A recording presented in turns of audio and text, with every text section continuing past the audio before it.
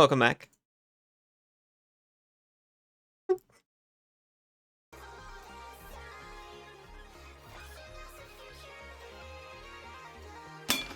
Can't let Jane have all the fun.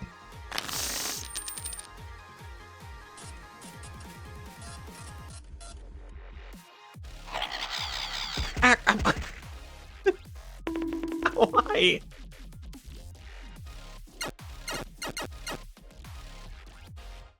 Welcome back, Isa. Welcome back, Jane. Why?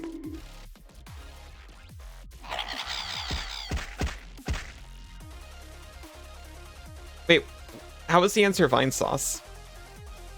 What was the question? Oh. I had no idea.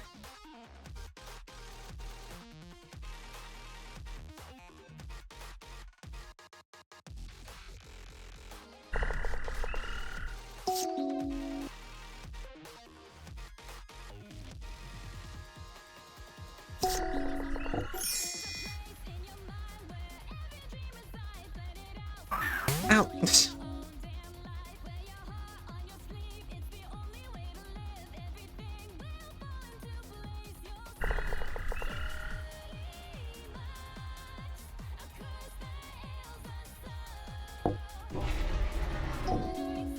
What?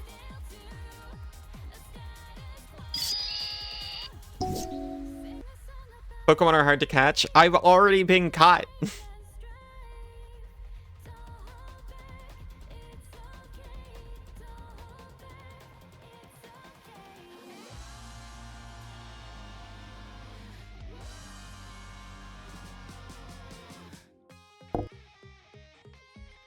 Wait a minute. Okay, yes. Sorry, I panicked for a second. I thought I didn't have any red mana. Welcome back, Cass. Because you know everyone cares so much, you won your match, I care very much. And you top scored. Very good work, Isa. Death Grip is a power move. Imagine if you're... Oh, imagine if I was playing green. I'd be so scared.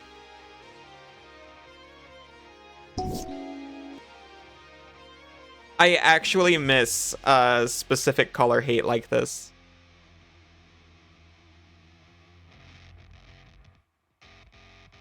I want to run Boil in current year. And Acid Rain.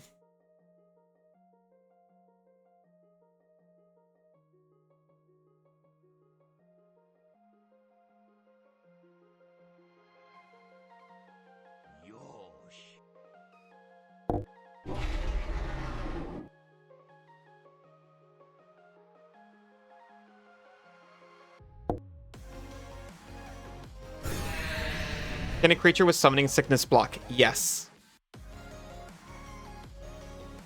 Color hate just tends to play really badly in drafts. That makes a lot of sense.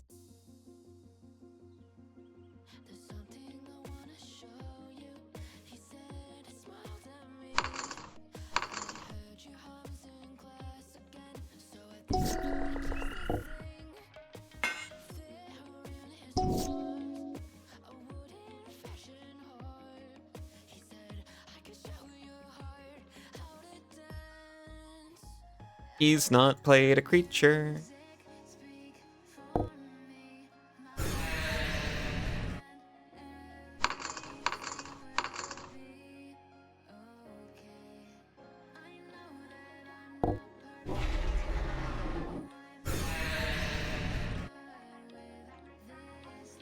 As long as it isn't also tapped, right?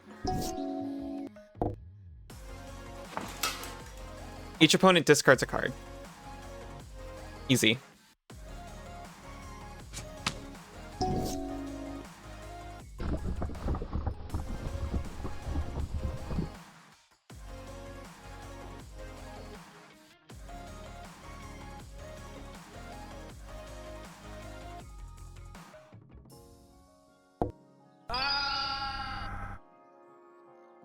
Go.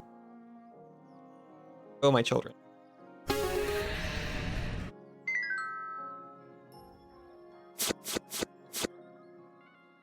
Liquor drinker.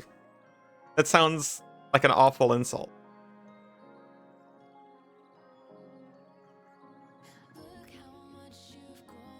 Cabal Surgeon. A minion. Move 2 cards from your graveyard from the game. Turn target creature card from your graveyard to your hand. That's terrible. Maybe. Feels terrible.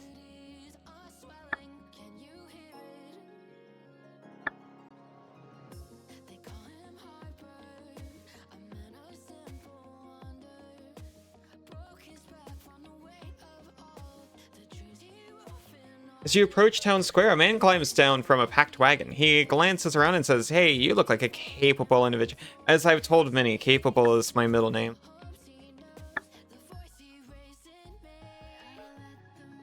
This is exactly what I was looking for. Go clear a dungeon. I am so in. Wait, I'm sorry, the red tower? Is that,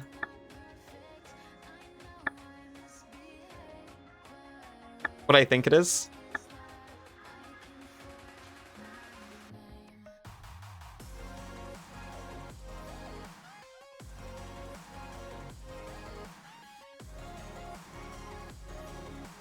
Do you have a more sane quest? You got a slivery shop.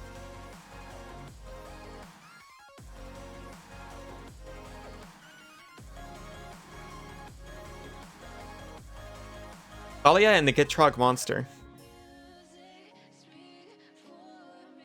The team-up cards are very cute. My favorite is Emrakul and 15 Squirrels.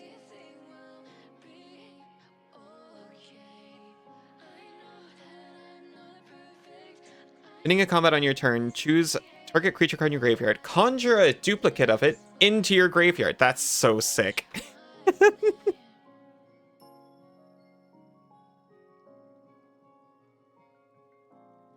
Where's this Vigilant? Exile a permanent card from your graveyard. You may play it. Activate only as a sorcery and only if there are 8 or more permanent cards in your graveyard. This card sounds so sick. Consider all the cards that say for each card named blank in your graveyard. You could have like 7. If you play this 4-cost creature and then have a lot of turns after that.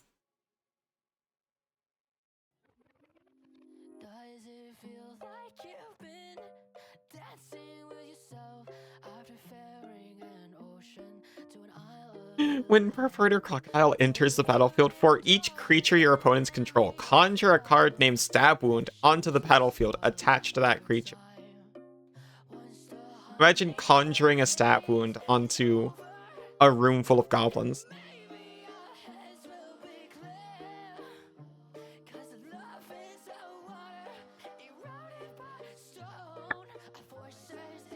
What are you? Horrific horrors? Horrors.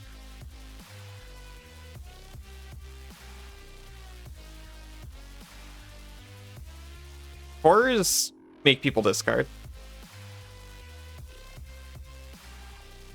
Oh no! This is one of the cards where when you're playing with it, you have to say, oh, nobody discard, nobody rearrange your graveyard. It's important.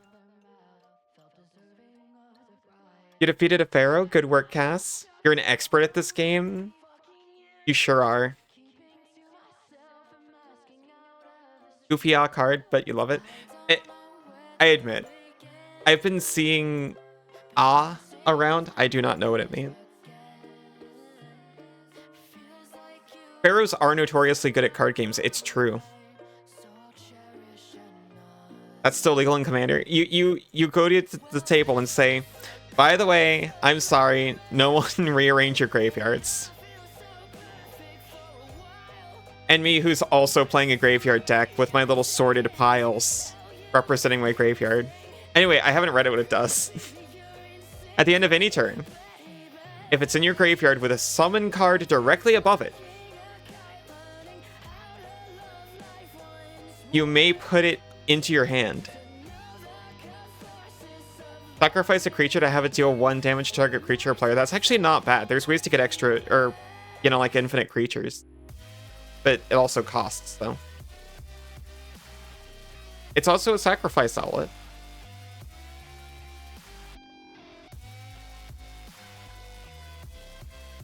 This is terrible. After watching Full Metal Alchemist Brotherhood, never again.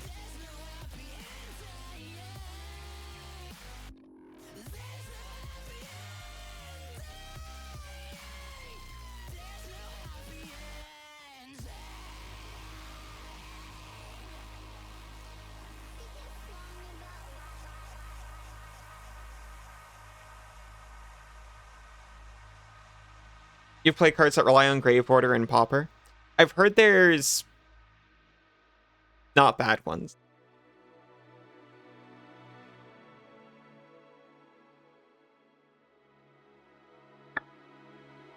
Pokemon Emerald set up. Who should your starter be until you find some trade mons? Do you like Mudkips?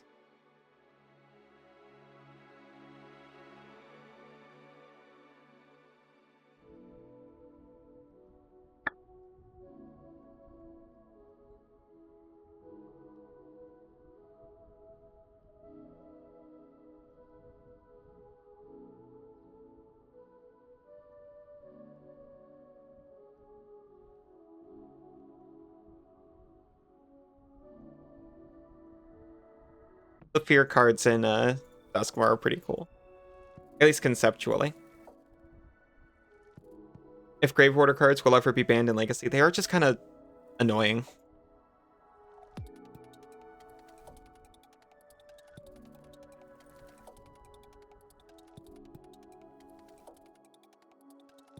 I'm glad you got to see this, Isa.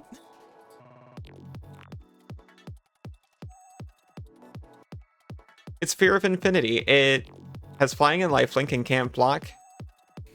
And whenever an enchantment you control enters, or when you fully unlock a room, you can return it from grave to hand. So it's infinite.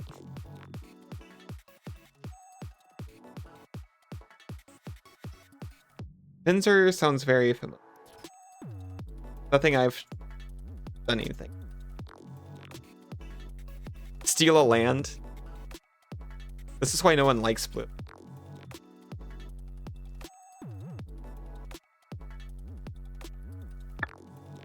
Ouroboros.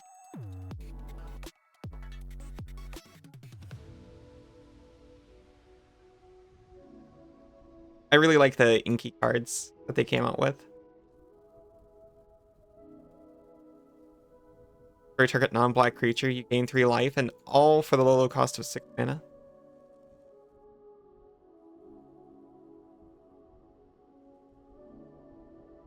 Whenever a creature you control deals combat to a player, but that many +1/+1 counters on it, but it's so expensive. I actually need old school black ramp if I'm going to play cards like that.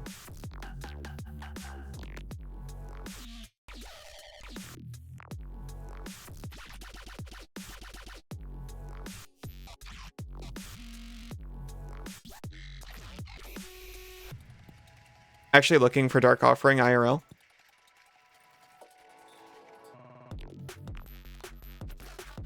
I'm interested to hear how you're going to use it.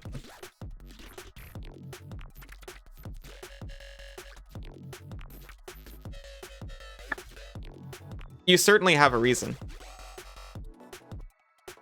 Just find a Dark Ritual laying around.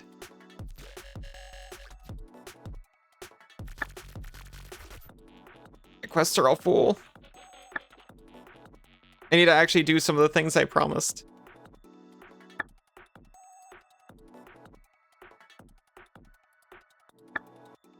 Actually, I'm just abandoning Merfolk Invasion. The moment's passed. Putting it into Q. I've always wanted to try Q.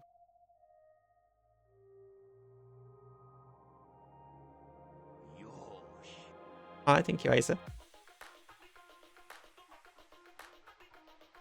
Ouroboros? Couldn't imagine Fern bitten their own tail. I never got a chance to try one. I keep having ideas for themes, but never actually making any. Not in physical or digital. It'd be great in like Tabletop Simulator. You can do it on Magic the Gathering Online too, I'm pretty sure. Tabletop Sim Cube, please. Someone you know has an Ornithopter Cube. Okay, this is crazy. Someone else was telling me about an Ornithopter Cube before, I'm pretty sure.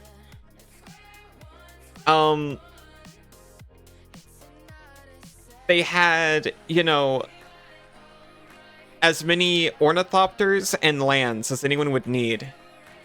And then the point of the draft was, not the draft, the point of the cube was to build around Ornithopter the best.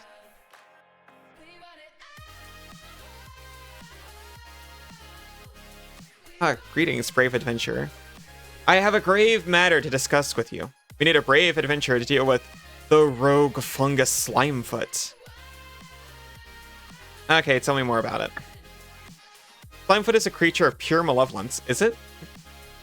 A monstrous being that has taken root in the heart of the treacherous swamp. Its corrosive touch and toxic aura have brought devastation to our lands. To defeat it, you must journey through the perilous swamp filled with treacherous terrain and deadly creatures lurking within. Okay, go beat up Slimefoot. Have you ever listened to Passion Pit? I would like... Well, I trust you. Slimefoot? Slimefoot is a legendary creature.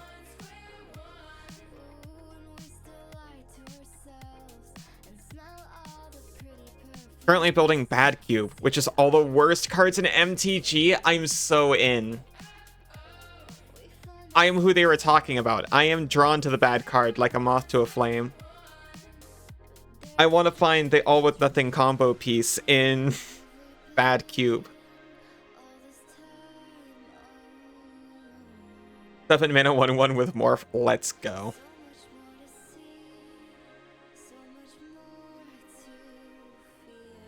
Slimefoot is a formidable foe. Adept at both offense and defense. Its body secretes a corrosive slime, and its tentacles strike with lightning speed.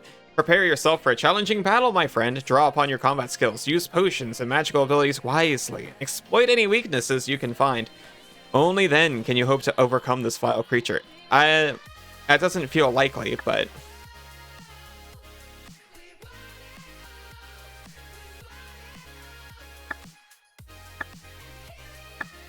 Can I sort by new?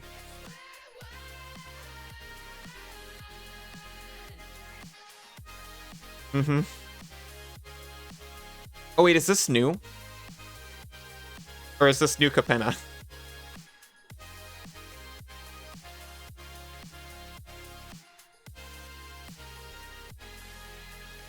Enchant creature cards are used on play, right?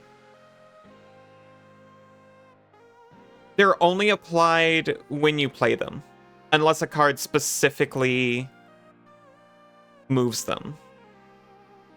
So that's the main difference between them and equipment.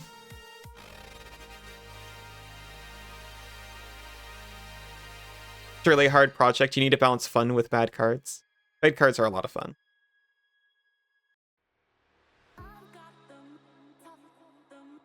Timefoot sounds like one of those fights you need to lose on purpose. No, please. It's completely okay. It's literally on topic. Oh my god, what is that?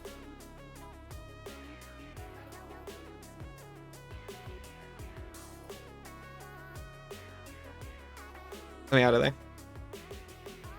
I don't know what it is, but I want to fight it. Get out of my way, Curse Lord.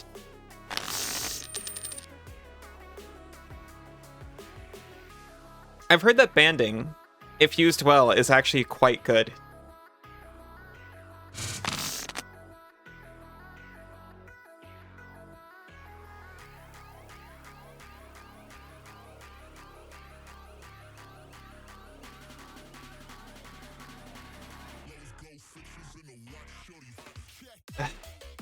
Terrible, but okay.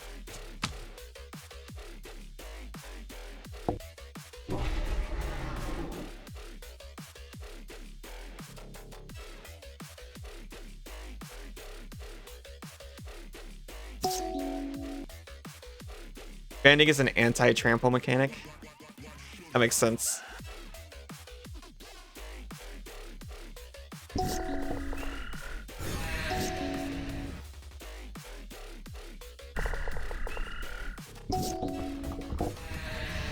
Wall of Bone, I used to actually love Wall of Bone.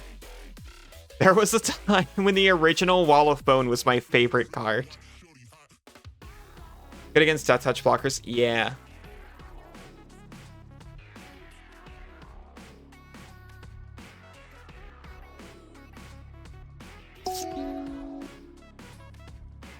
Kitty Ascend is still on my deck.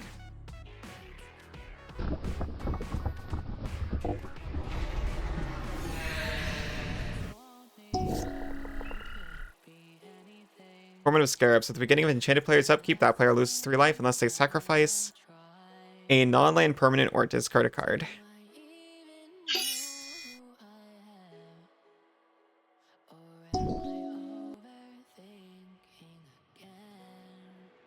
I will discard a card.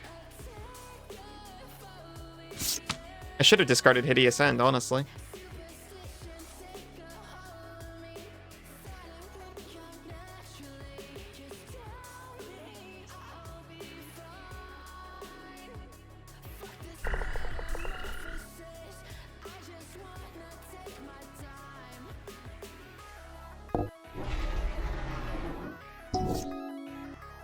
First, the Pierced Heart. 1 damage to me. Fine. Also, it's dumb interactions, and there's a lot to remember. Ever seen the reminder text on Banding Sliver? I definitely have, but I don't remember it.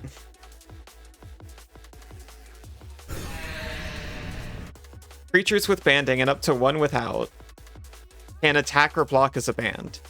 And then you decide how damage is distributed during combat to that band, is that right?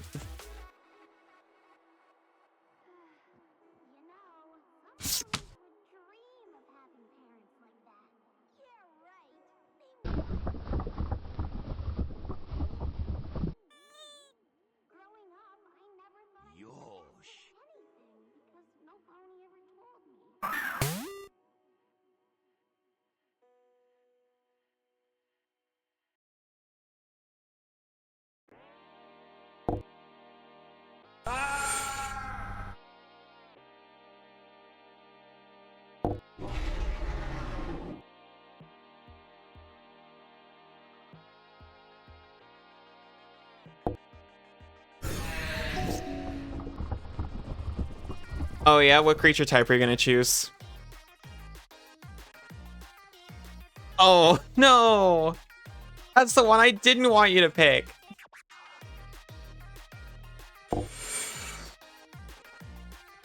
Maddening Hex. Whenever you cast it on creature spell, roll a d6.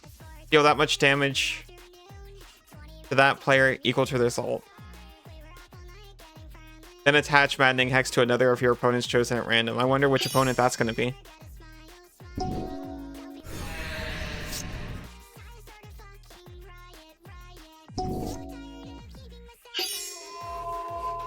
Oh, it's daytime now.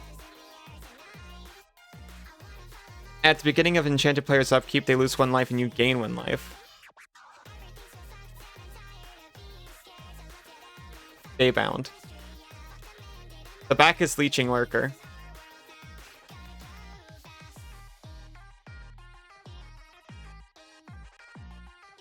Defending creatures can also band, but it technically isn't a band.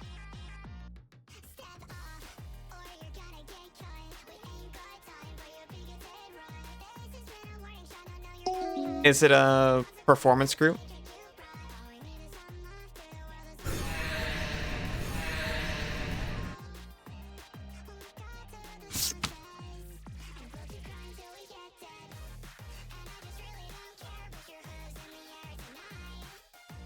I can attack with 2 vampires.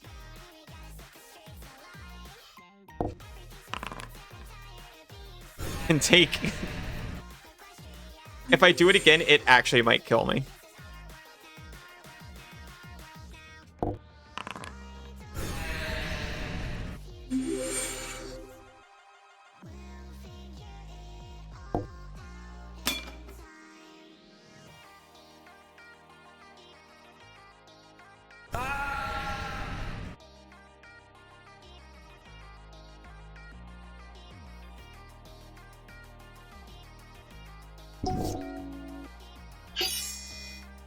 I'm definitely pretty cursed.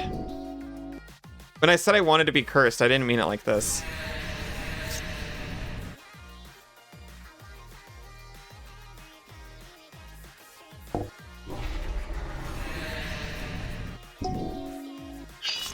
I didn't even see what that was. Cruel reality. At the beginning of Enchanted player's upkeep, that player sacrifices a creature or planeswalker. If they can't, lose 5 life. Well, the leech fell off. Not sure how banning works with the new damage assignment rules. That's right. They changed that in Foundations, right? Nobody bothered to ask.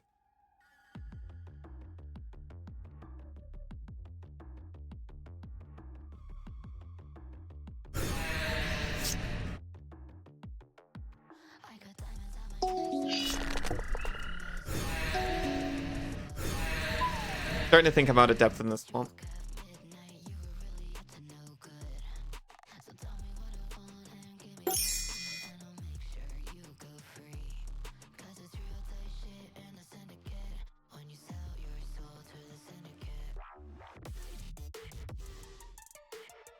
Oh, hey, Vamp Shop.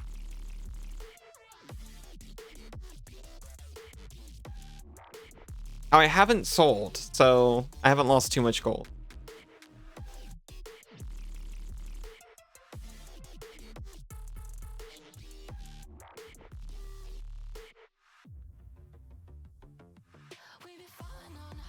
That's kind of cool. Pay 1 and discard a card. You can transform it. Becomes a 0/1 hexproof and indestructible mist. Can't block and can't be blocked. Whenever it attacks and isn't blocked, you may pay 3 if you do transform it. So you can protect her. You don't think it changes much, but it's good to know.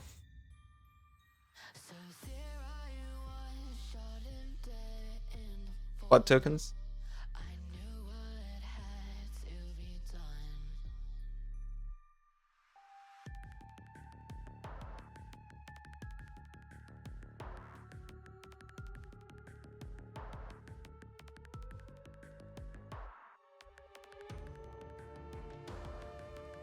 Oh wait, I actually need to pay attention to this. This is alchemy. Whenever Legion Reconsecrator attacks, exile up to 1 target creature card from a graveyard. You do conjure a duplicate of it into your graveyard. The duplicate perpetually becomes a black skeleton with base power and toughness 3/1 in addition to its other colors and types. When it dies, return another target creature card with power and toughness 1. Power or toughness 1 from card to battlefield. 9 lines of text.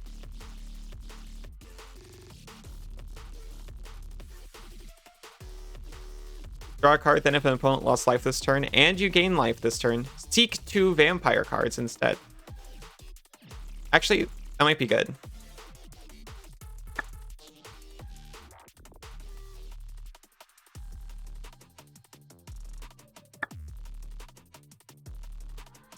$600 gold.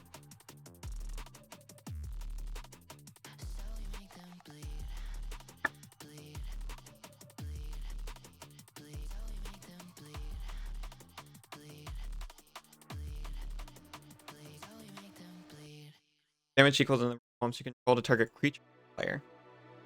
Gain life equal to it. Destroy all green creatures. Yeah, those are actually good in this game.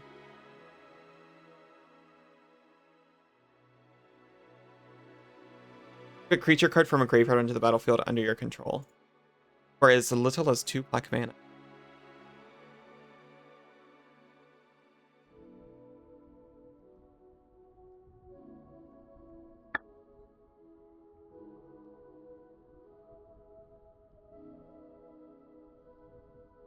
Hecatomb.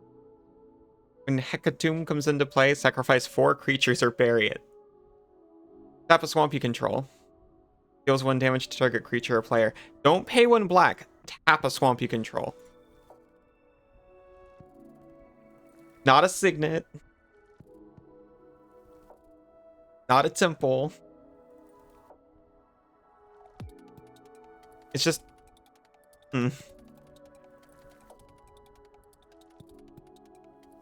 Hecatomb for commander. It's actually pretty not bad.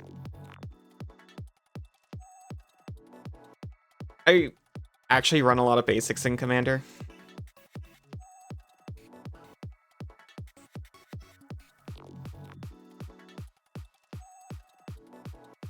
Oh, that's right. I keep forgetting Convoke. You can pay for colored pips with it. It also blasts Planeswalkers now.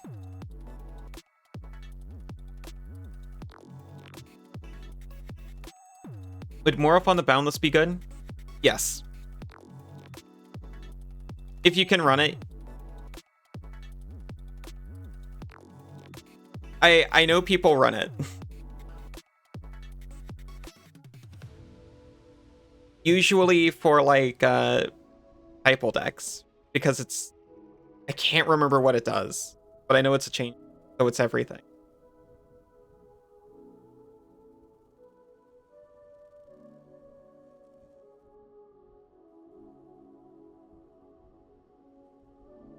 Another good donation target. At the beginning of your upkeep, choose one that hasn't been chosen. This deals 4 damage to any target. You gain 4 life. Target opponent discards 2 cards. Draw 2 cards. Or you lose the game. Oh, Oppression. Whenever a player plays a spell, that player discards a card.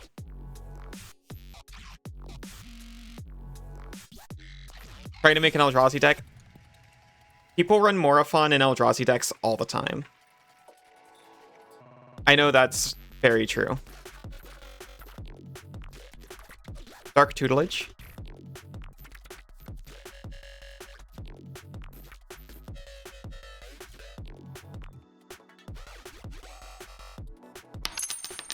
Sorry, I need Oppression. Oppression is a messed up card. Why do people say that about all the cards I really like?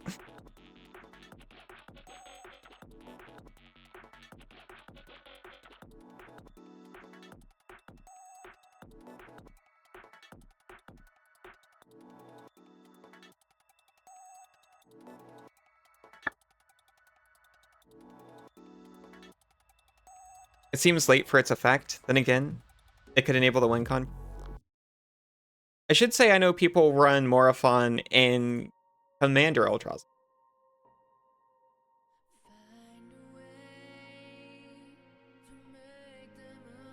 Commander runs slower and ramps faster than 1v1 play.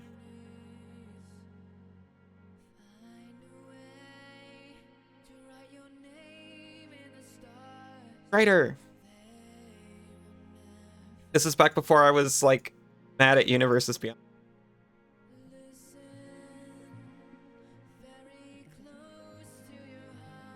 Yeah, see, it affects me too, so it's fair. That's what I keep telling people.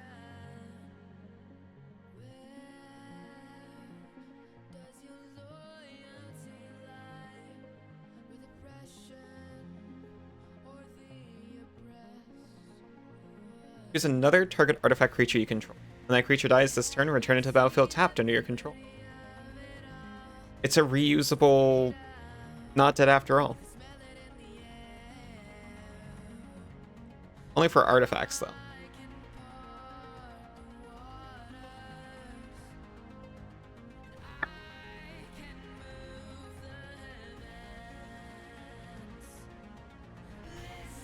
Fiery Emancipation. Whenever one or more non-token creatures die, create a 2/2 black zombie creature token with Decay. Only once per turn.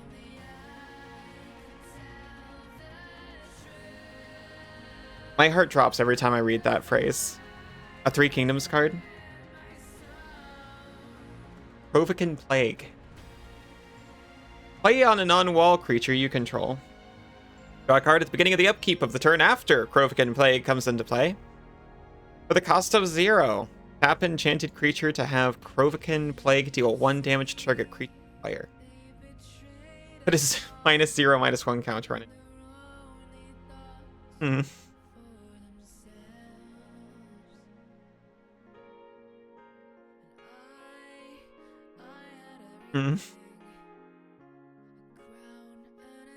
You could definitely use that. What is... Getting if your upkeep, remove a card in your graveyard from the game. Whenever a non-token creature is put into your graveyard for play, you may pay 1. If you do, return that card to your hand. Headcap skills is also good for aggro. It's +3/+0, can't be blocked except by 2 or more.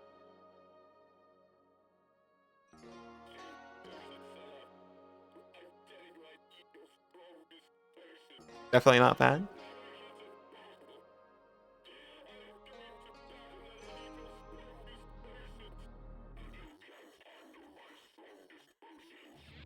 I've got War of the Squeak. Or, not War of the Squeak.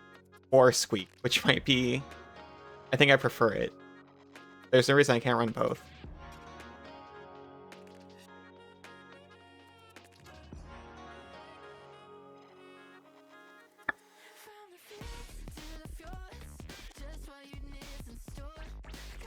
What is this? Orzhov Extortion. War of the Squeak. It would have been better than War of the Spark. Exile target creature you own, then return it to the battlefield under your control. The ring tempts you.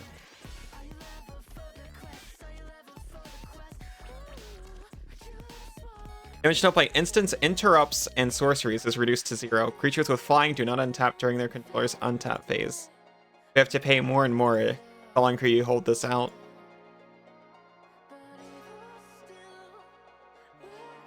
Energy Storm is wild, really? I have, you know, obviously people do play cumulative upkeep cards sometime.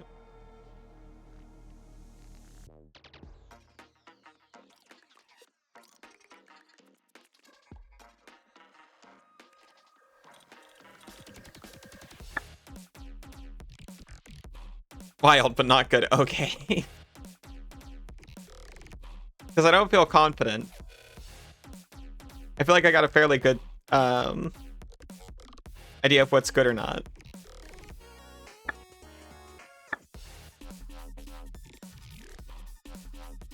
But I'm easily influenced.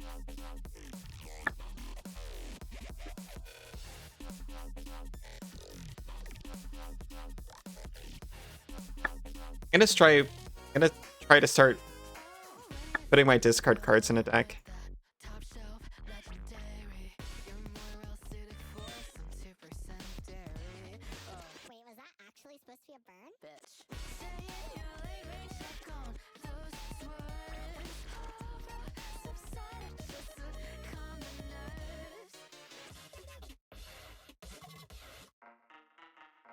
I mean, I've been collecting them for a while. I should have some.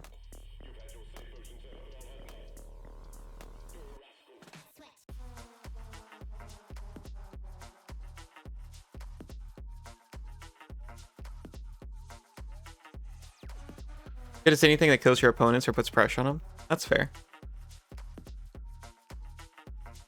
You have no quarrels about putting NPCs in a headlock combo? Exactly.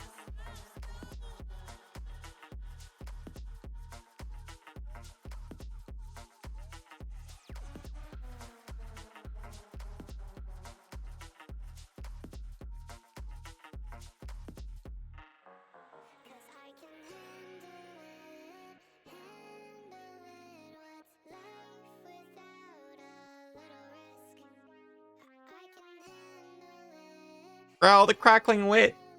Look at him. Mind Twist is hilarious. Oh, yeah. Especially because of old Black Ramp.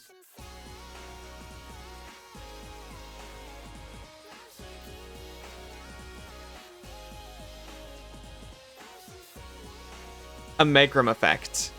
That's... I've run Megrim. Whenever an opponent discards a card, they also take damage, right? What's the one... What's the one where whenever you discard, I get something based on what it is? I cannot remember the name of it, but it goes into every Turgid deck, which I had to take apart because people will run Oko at the LGS, but I come in with Turgid. Waste not, thank you. That's it. I come in with Turgid, 3 times, and oh, now I'm the bad guy. Oh, I'm sorry that my bend you over a barrel deck didn't cost as much as yours. I guess that makes me the villain.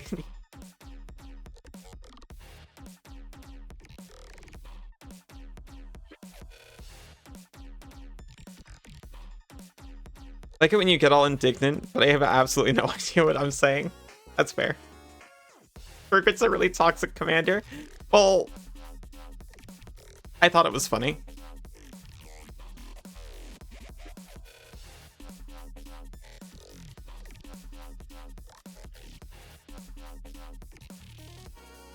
At least I was open about it.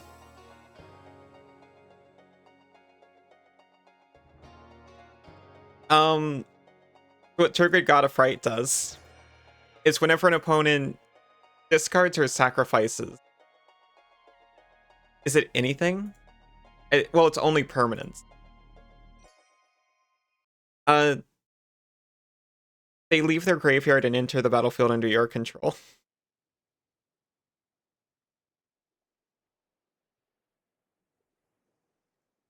And then I built my whole deck around...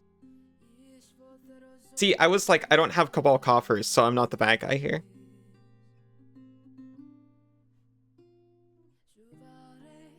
But you find they're just bad feels for everyone. See, what I thought was gonna happen is I walk up with the turd grid, and I'm like, okay, I'm gonna be the bad guy for this game. Is everyone cool with that? But then everyone was just sad, and then I switched commanders, and he went back to pummeling me. Like, okay, I guess this is preferable.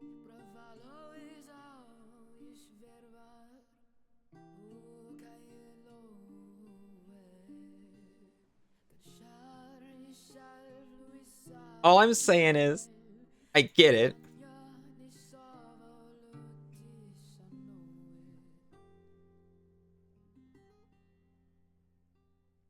They run toxic cards too. Yeah, see, that's what I thought was going to happen. I thought I was going to get targeted before I thought it was going to be like a 3v1. And I was ready for that.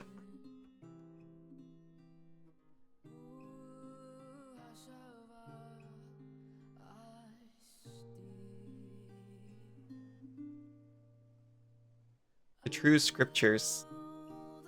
For each opponent, destroy up to 1 target creature or planeswalker that player.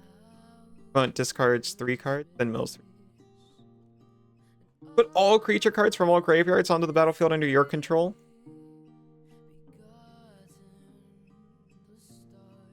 Okay, so Shieldred comes out, and then for 5 mana I can transform her into this. You personally like to play really terrible commanders, or play decks that don't rely on the command? I generally don't play very powerful. Well, my favorite is Brutaclad, which I think is pretty middle. But my other favorite commander is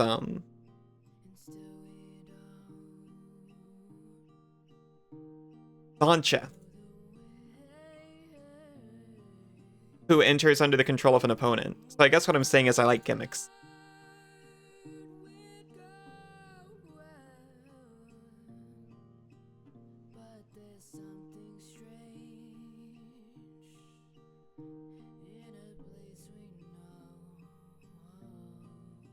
Another Sancha enjoyer?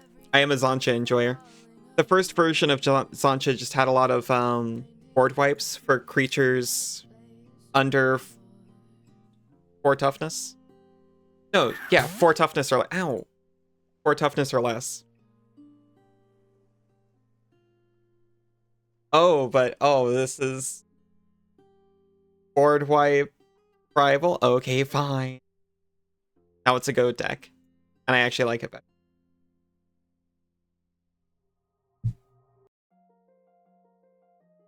It's fun at least. Feel for little Sancha group hug deck. I guess that's what you could call it. Okay, we have 9 cards that synergize with this card. Well, that's not true. We not have 1 rat that discards? That doesn't sound right.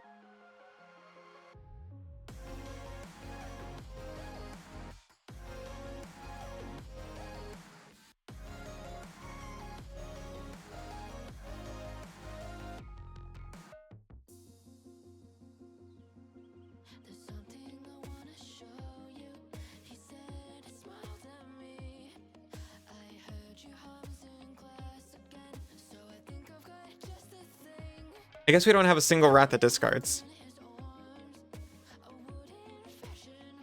We did not have nearly as much as I thought.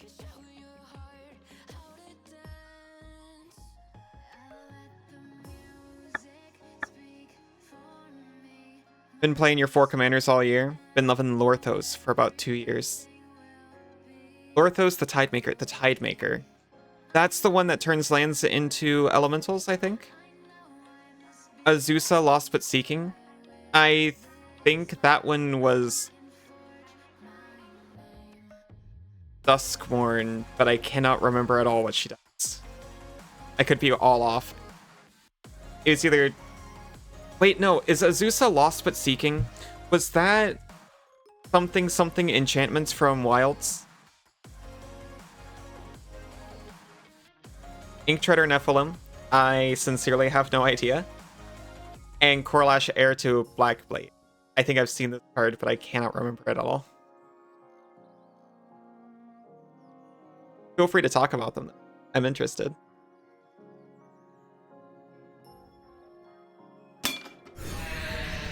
Demon? Uh-oh. It's the one that lets you play 2 extra lands per turn. Now I remember. My actual favorite is Brutaclad. Telcore Engineer. What I like to do with it is I like to copy other people's stuff. And duplicate it a lot. It makes for really fun interactions. I think.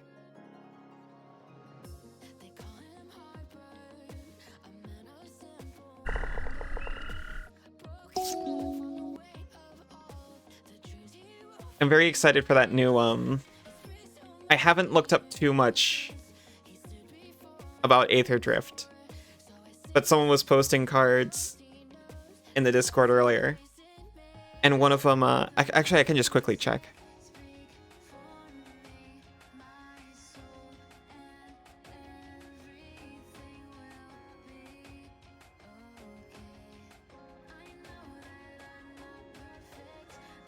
Stride Hanger Automaton. I might be looking out for that. Brutaclad can be super toxic. You've seen some super silly builds. Mine's reasonable, I would say. Inktreader is Leyline of Resonance on a creature.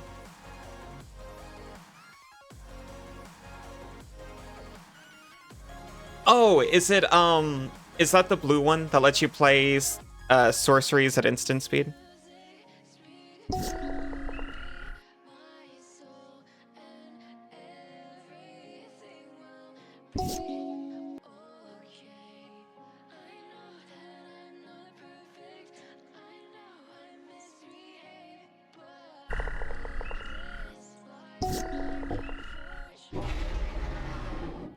Araxademon.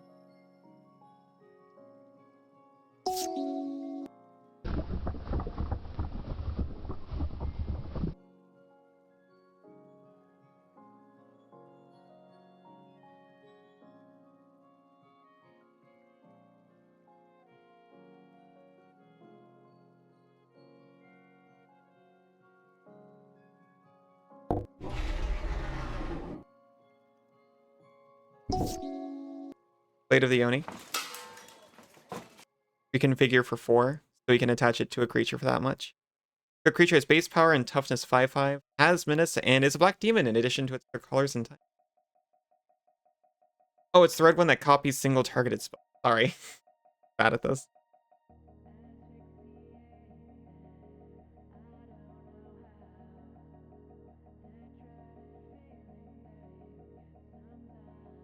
I was doing Imidane for a while. And I had Performer of Radiance in it.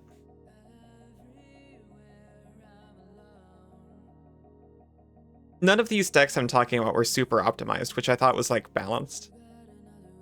But the thing about Imidane is everyone knows the combo. You love the Leyline Axe? That came out in Foundations too. I have seen that one. It's kind of cool.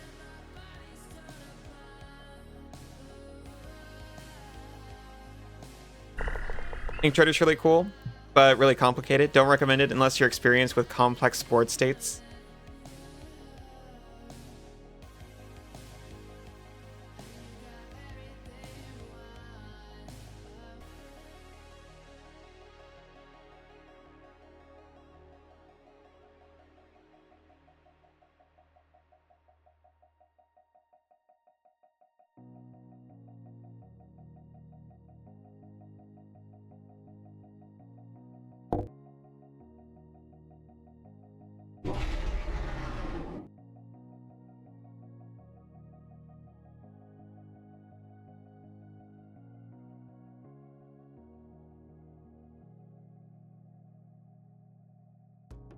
Fatally push that.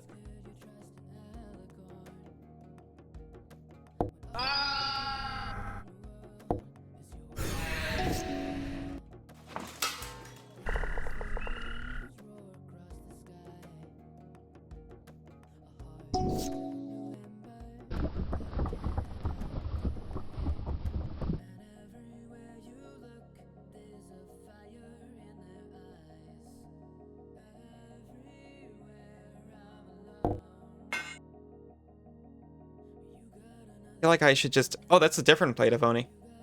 I feel like I should just take it out again, but...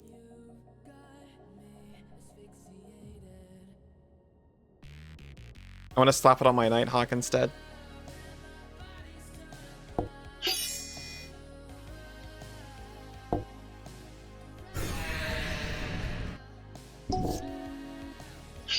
Do your worst.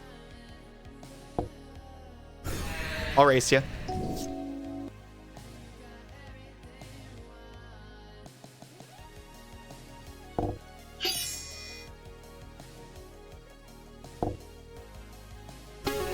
That went much better.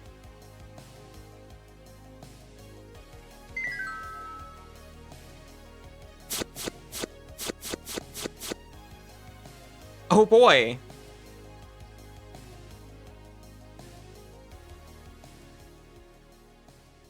Uh-huh. Pestilence Demon. Oh, wait.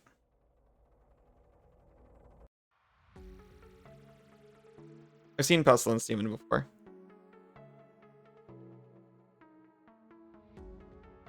It definitely flies.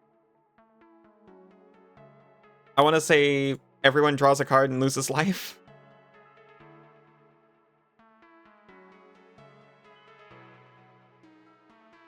If you can cheat it out, it's amazing. I mean, we have means to do that, actually. It's Pestilence on a demon. Okay, I can understand that now.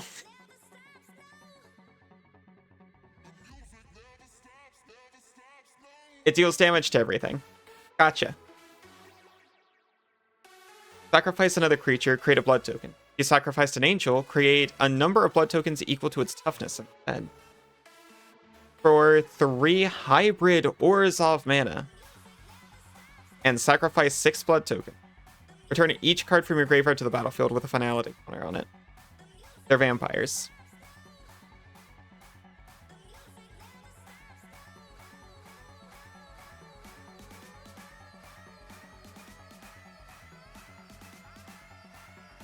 It's Shibadoodle, sire of Shibble Shabble. It so is. Baylor? Finn Baylor, is that you? Whenever it attacks or dies, choose one or more. Each mode must target a different player. Okay, so... Well... Target opponent draws 3 cards, then discards 3 cards. Sacrifice a non-token artifact, or deal damage to target opponent equal to the number of cards in their hand.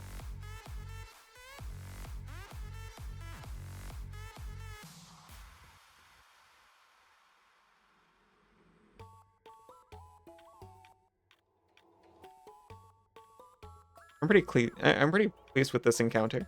Beginning of each player's upkeep, that player sacrifices a mono-colored creature. It's symmetrical, so it's fair. Just like when I play Mesmeric Orb in self-mill.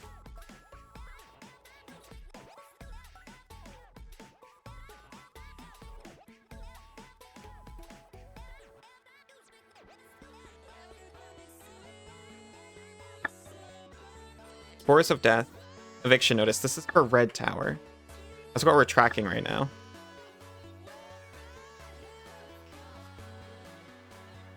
Spiteful Visions! At the beginning of each player's draw step, that player draws an additional card. It's Group Hug. Also, whenever a player draws a card, Spiteful Visions does 1 damage to that player.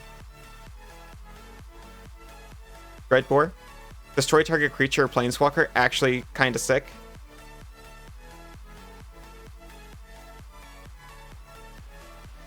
Rakdos the Muscle. It's the man himself. Whenever you sacrifice another creature, exile cards equal to its mana value from the top of target player's library. For your next end step, you may play those cards, any type of mana, blah blah blah.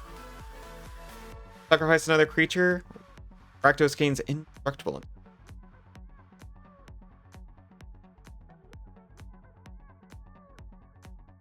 Target player discards a card, destroy target land.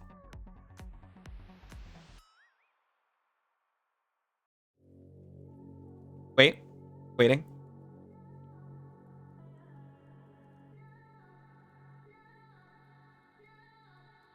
You challenge Rakdos the Muscle to fixed cuffs. I think Rakdos is pretty into cuffs. Does Rakdos just kill everything?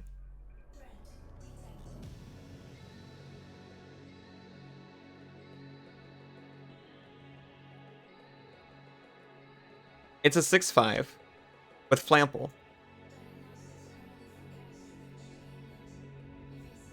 Now you can only sacrifice another creature once each.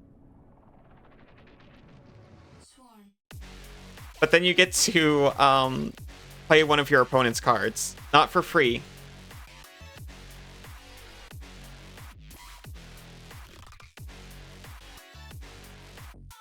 Beep beep. Hello, Izu. I missed the ad timer. My apologies. Bezos is taking direct control. I waited too long.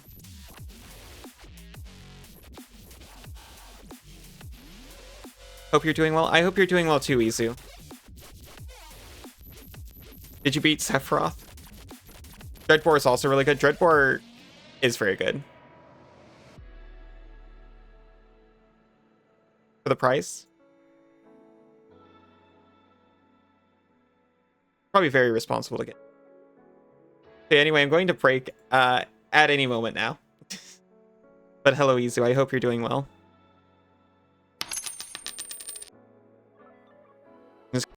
Welcome back. I put Boar in.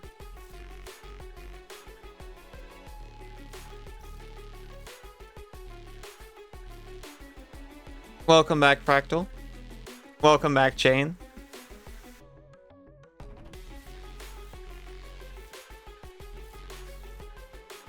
Pestilence Demon. Oh, hey, that makes it clear. Deals 1 damage to each creature and each player. Welcome back, Izu.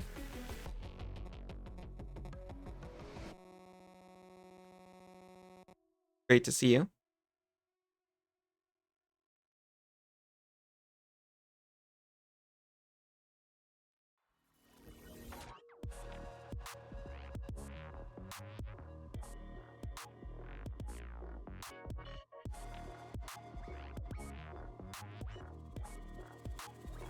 I can drop a Hideous End. It does nothing when I'm fighting black decks.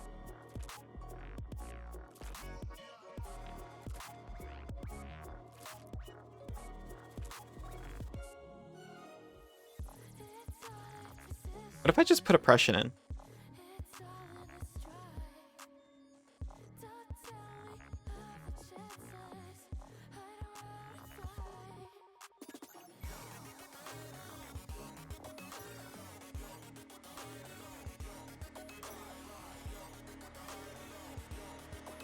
Hideous Ends have been removed.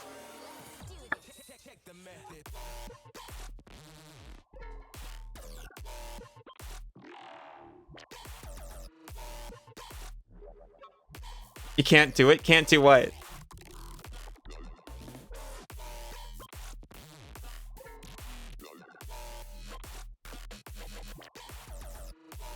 Beginning of each player's upkeep, that player loses 2 life and draws 2 cards. Hey, this goes with Spiteful Visions.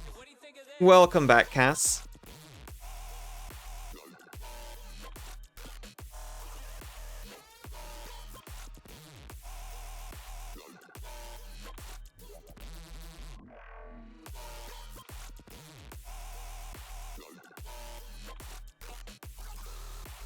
Pitcher Gerald. Each player mills 3 cards to exile 2 creature cards put into graveyards. And create a blue zombie creature token where its power is equal to the total power of the cards exiled this way. Bison is awesome. Looking for one IRL.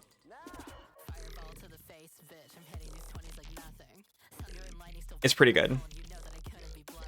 Extremely good with Spiteful Vision. So I just learned this feature. I can mark this town. Phyrexian boons. Be very careful accepting a Phyrexian boon.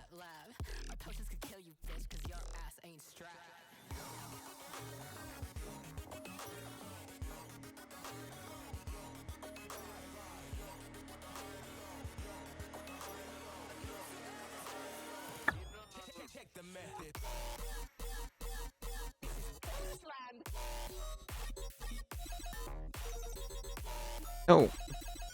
Yeah, when you leave a town, it does not seem like it goes,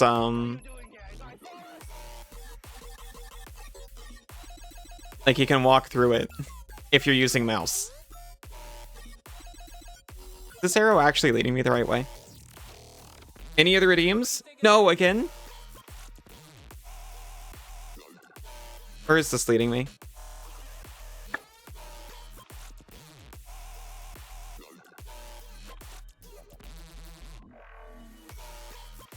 So close. Sorry, I'm going down to almost open for business.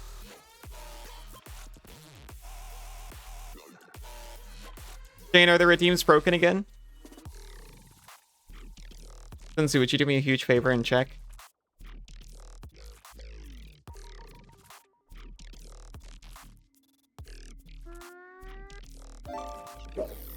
Okay. I regret to inform you that it appears to just be you or mobile users in general. Ow, ow, ow. Or mobile users in general again.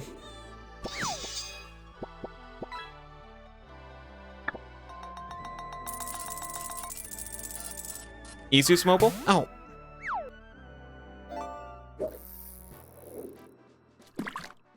Did it work? A lot of things worked. Yes.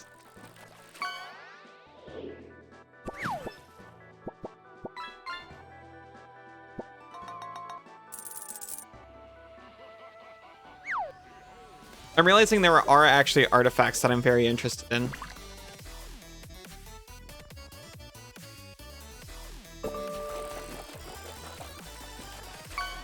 Like, the rack.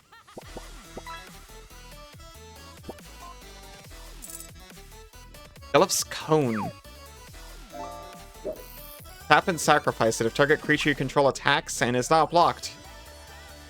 You may choose to gain its power in life. I love the way they used to write these.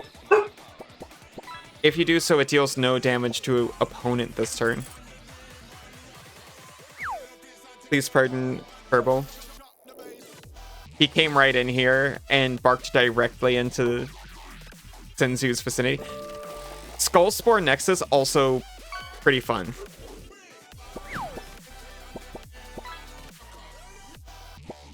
You have a skillish? I'm afraid so.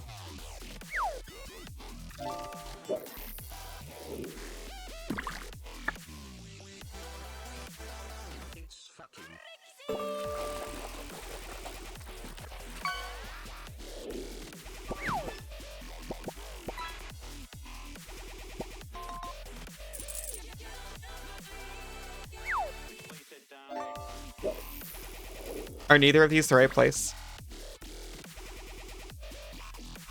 What are these? Home of Legends. Oh, they're all legendary creatures. Gotcha. Hello. Thought that you were getting better. You were. I'm afraid you've slipped recently. I hope you're better at redeeming things soon.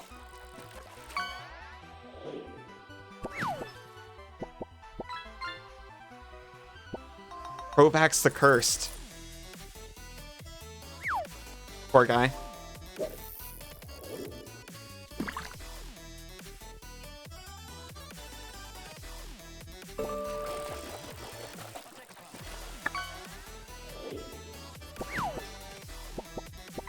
I'm guessing this one's equipment. The Aether Spark! It's here, I found it.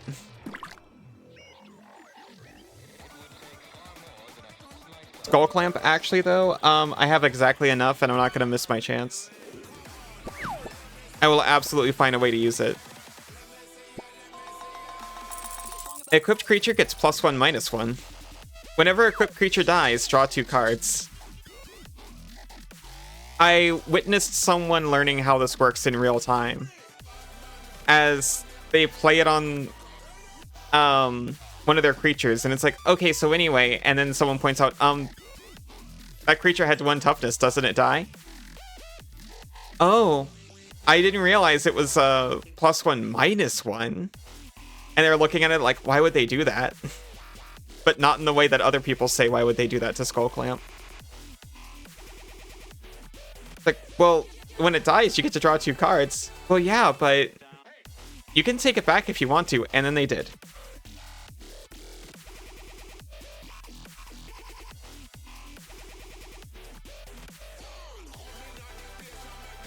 I did not actually buy it.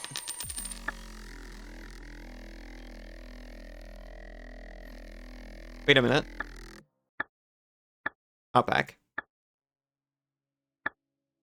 You're sorry? You're sorry for what? Oh, about Jane's skill issue.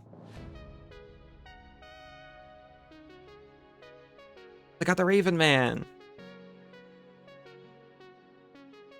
Makes blackbirds.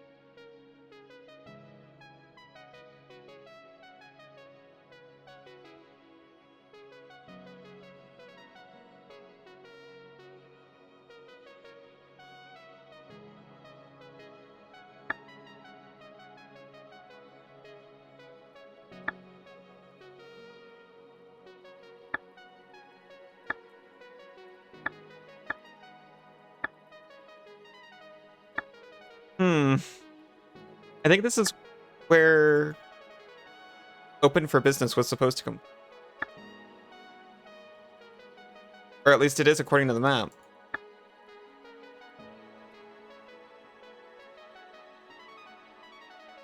If it's not, I'm leaving. You need your assistant? I'm too busy. Alright. Almost open for business. You're kind of jank. Get out of here.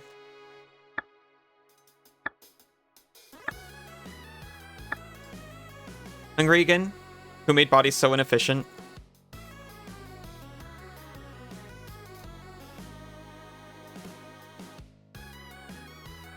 Yeah, it's one of the things I'd adjust if I could.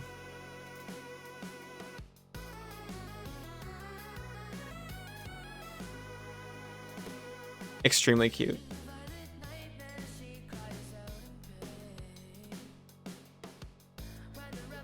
You'll take the hit on this one.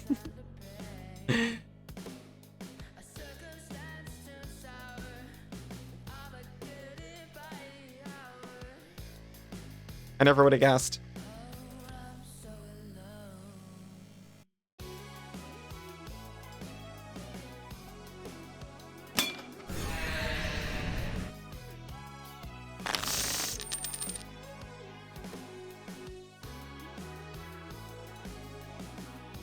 I had the wrong deck.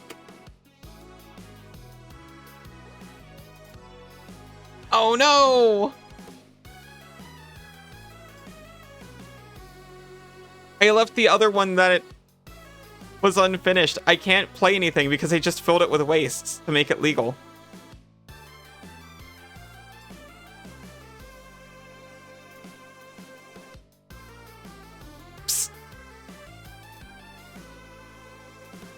I'm gonna concede this one. Yeah, no, I'll take the L on that. Oops.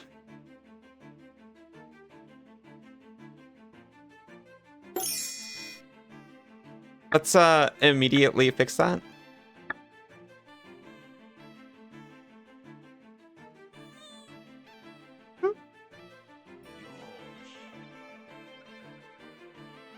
Oh, thank you, Isa. Overt Technician. There we go, we got there. Whenever it deals combat damage to a player, you may put an artifact card with a mana value less than or equal to that damage from your hand onto the battlefield. Not bad at all. So, if you return a creature to hand for ninjutsu and it's unblocked, you just get a creature and an artifact for free.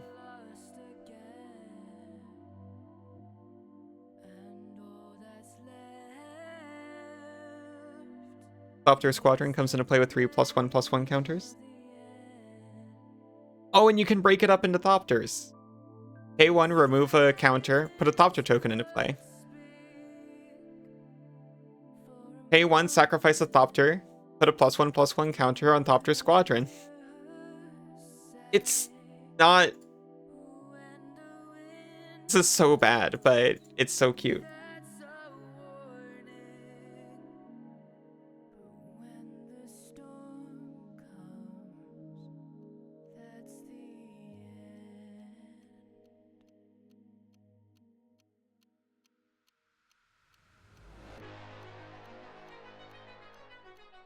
Beginning of your upkeep, you may sacrifice Bloodspeaker.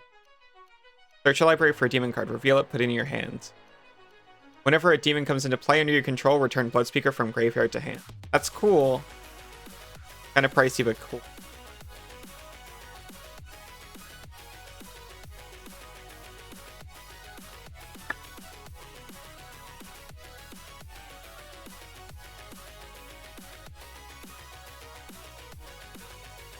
Go blank. Target player discards 2 cards, then exile all cards from that player's graveyard. Searchlight Geist. I'll find my specters somewhere.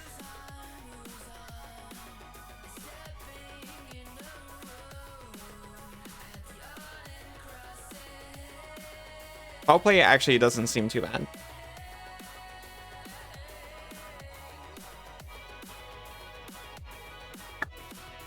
I'm like completely broke anyway, but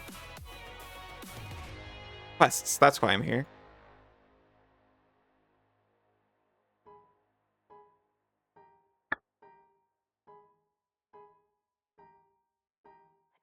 Hold a piece of paper.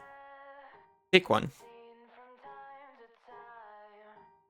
Something isn't right about this, so you walk away instead. You pull in the nail, but it's firmly embedded, so you rip the paper off it instead. Swear it wasn't there before, but an identical copy remains as you put down the note. Undeterred and intrigued, you open the paper and begin to read.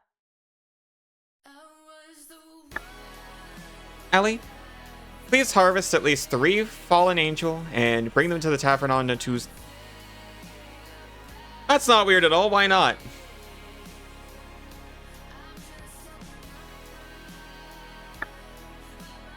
Defeat fallen angels. 3 fallen angels, usually found in the swamp biome.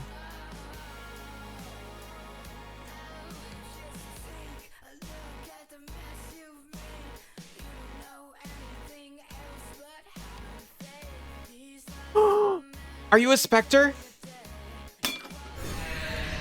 You're a fallen angel.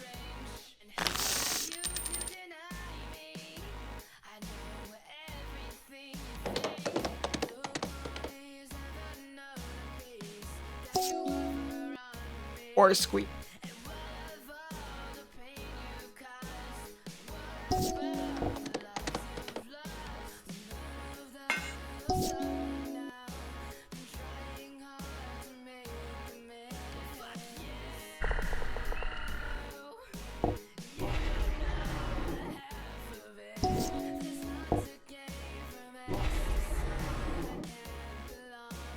You can't block me.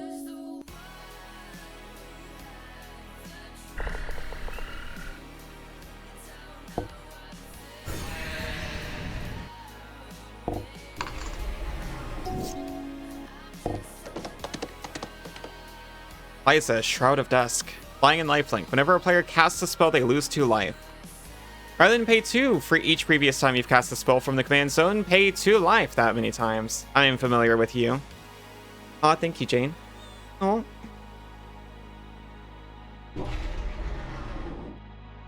And you're a 5/5.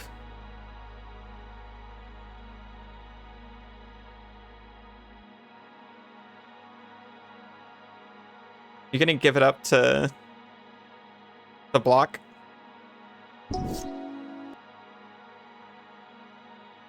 You won't.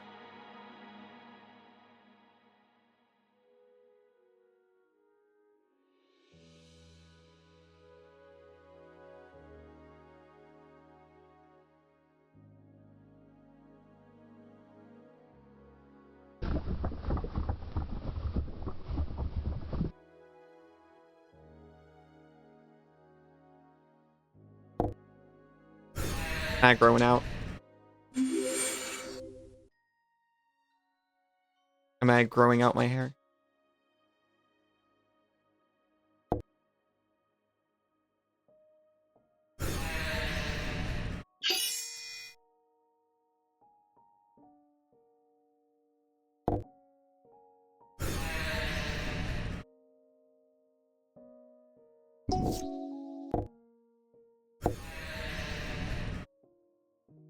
That also has lifelink, huh? Good point.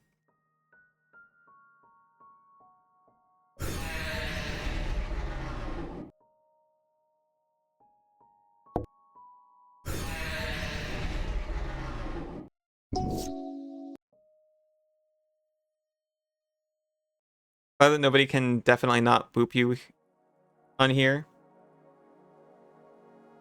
Which is a different story. Oh, don't you worry. I'll get to work on that now that you mention it.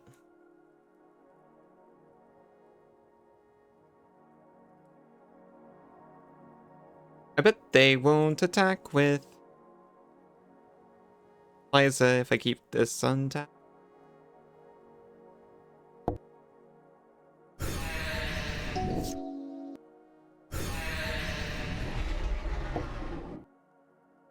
But why?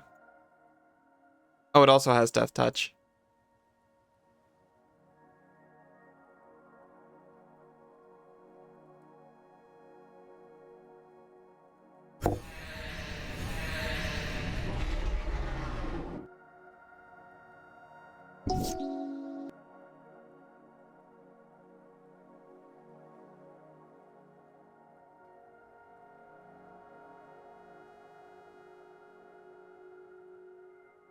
Back with this. That makes a lot of sense. You're doing it? You did it.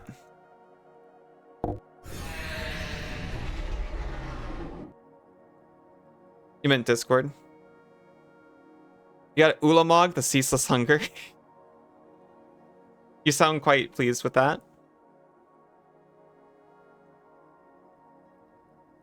It's a good card.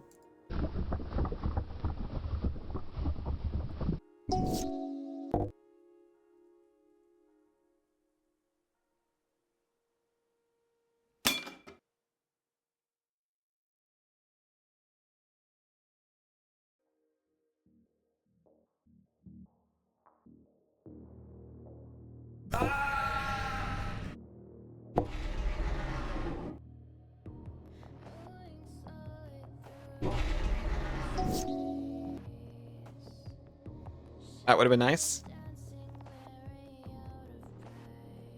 I don't think I'm gonna make it.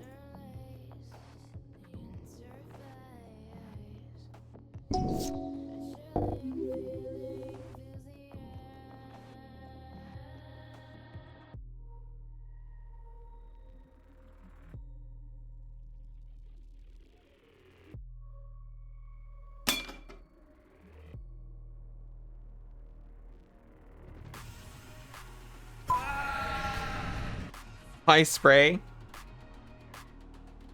I don't sense you agree with that decision. No, Ulamog's good. I can't remember what it does, but I know it.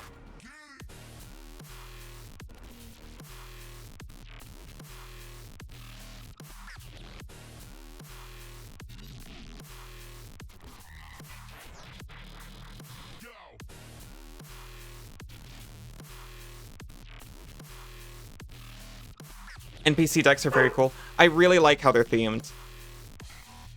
I love that kind of thing. I remember early on walking into a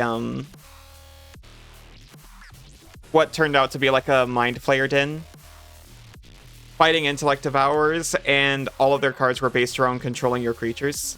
I thought it was very cool.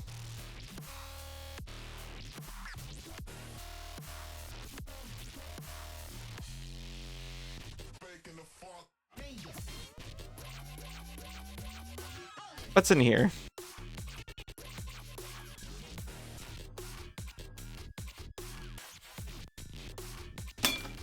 What are you? Dross Gladiator? I don't even know who you are.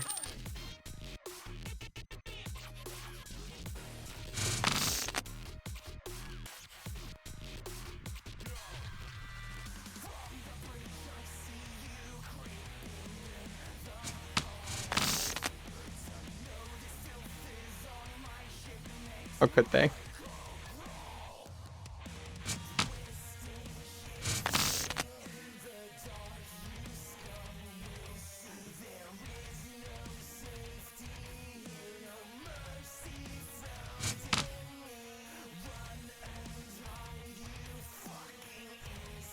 Yeah, okay, that's good.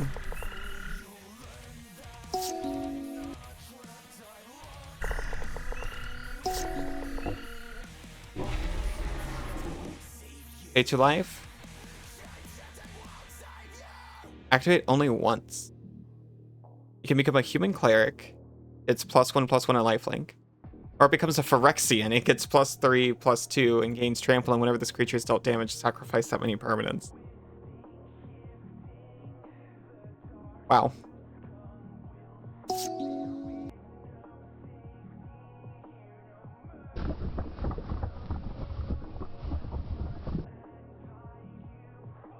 Yeah, Eldrazi,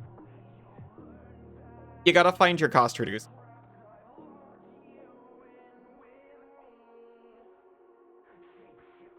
And Colorless Ramp. I highly recommend seeking out artifacts either way. Try to find yourself like an Urza's Workshop. They might have the Urza's land in there. They are the best you can do for generating a lot of land very quickly. Or generating a lot of colorless mana very quickly.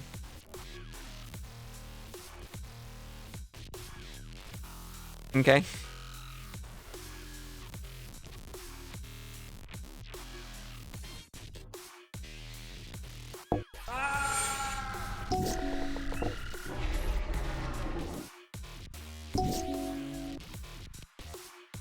I have nothing. This thing is going to poison me to death.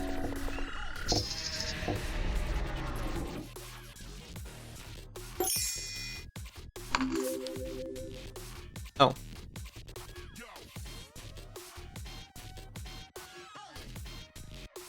If Burn doesn't put the @ on it, does it just spray them and not me? I don't know.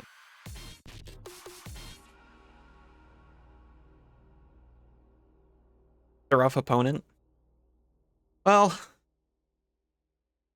I didn't have a great starting hand. Not that I'm making excuses. But that's what happened.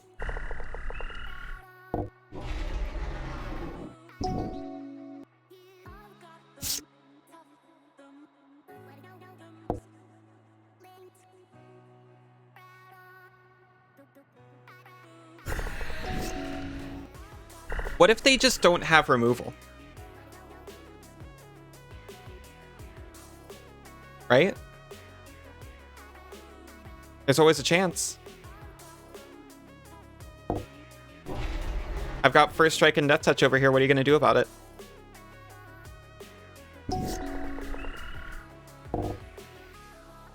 What I thought. You're scared.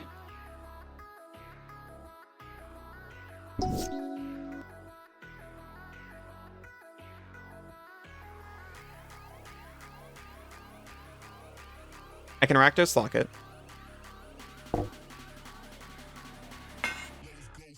Into Intruder's Inquisition and kill anything I want.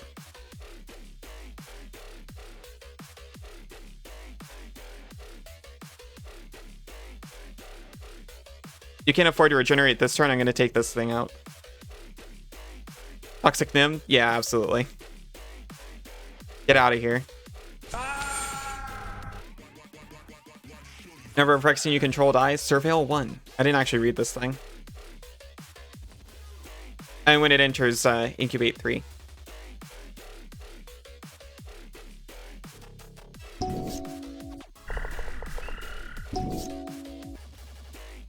Opponent loses 1 life. Activate only if you control 2 or more black permanents. That's fine. We're actually stabilizing. We're not really attacking back, but...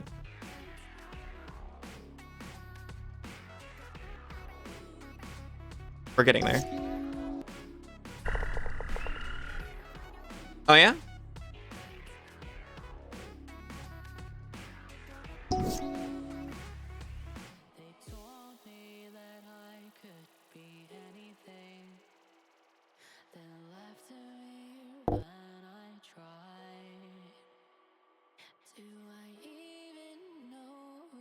I can take it out with Gift of Fangs. If they play it again.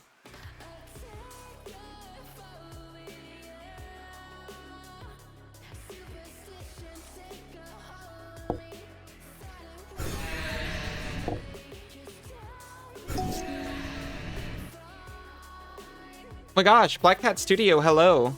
How are you? How was your stream? Playing Orcs Must Die 2 some more? How was it? Hello, Ron King.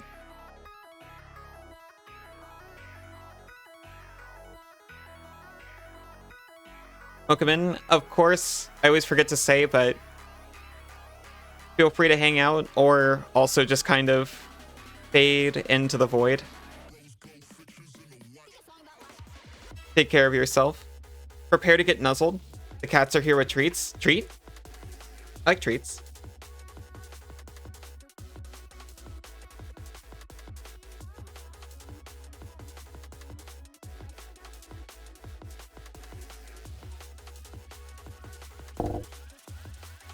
Oh no, it's Toxic Nim.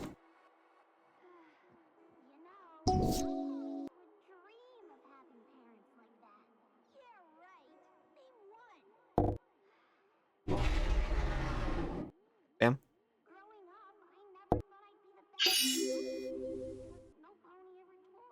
Stream was good. You're making an emote at the start. Moved over to Orcs. Oh, that's cool. How'd the emote go? Someone say treats? Someone said treats.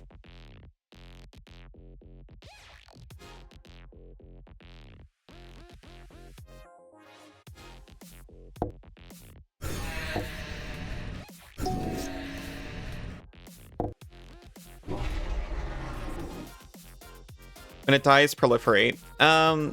That's fine.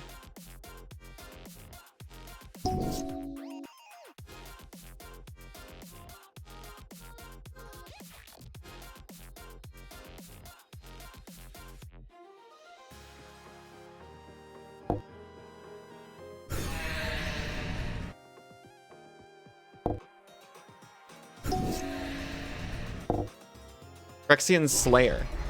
It does slay. When it becomes blocked by a white creature, destroy that creature. Can't be regenerated. Don't gotta worry about that. With new emotes. With the new emotes you made last stream. Good girl. Thank you. Made a good boy and a good girl emote last stream.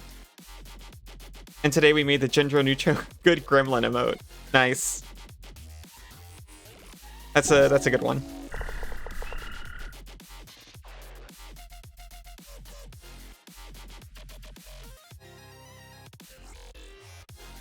Yeah, 2 flying, 3 flying.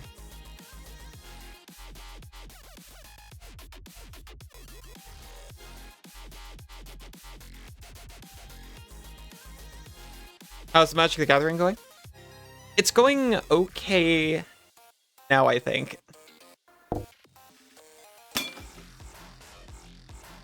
I'm kind of just exploring, but that's okay.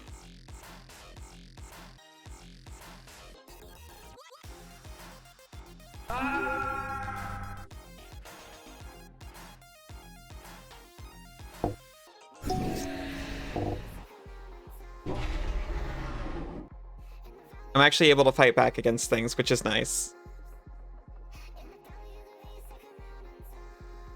And something that I didn't always feel was true.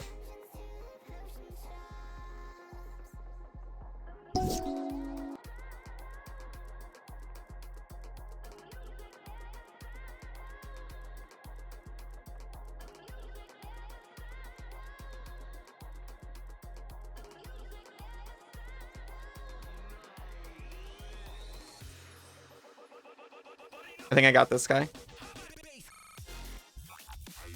If I can just take one thing out.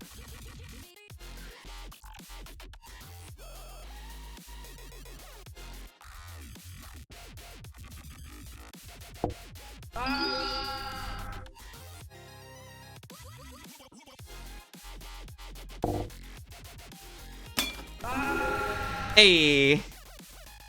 If I'm not too busy. Oh, if possible, could you explain MTG using furries? Assume the person you are talking to has absolutely no idea what it is. Using furries. The pos thing cometh. Welcome back, pos thing.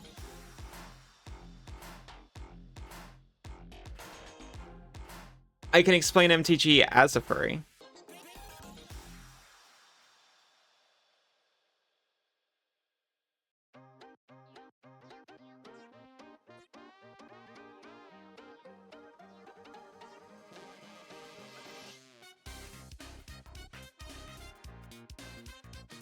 Well, you can play one man sorry, you can play one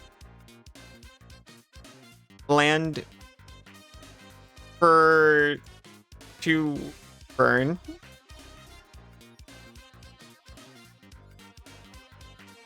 Gonna be lurking, but you at least made it. Welcome, Nix. You could talk about Bloomborough? Okay, awesome.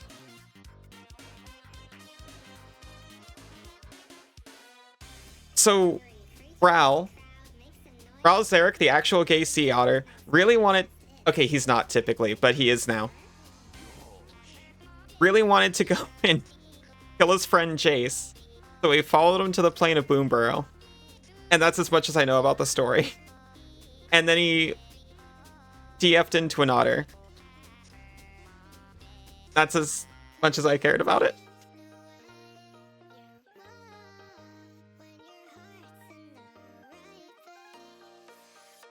There are actually a surprising amount of furries in MT. Listening to the rock version of Sephiroth's theme on repeat.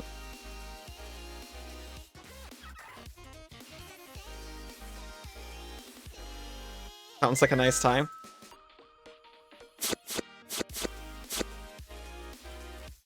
Okay, to actually explain MTG, you can play one land per turn.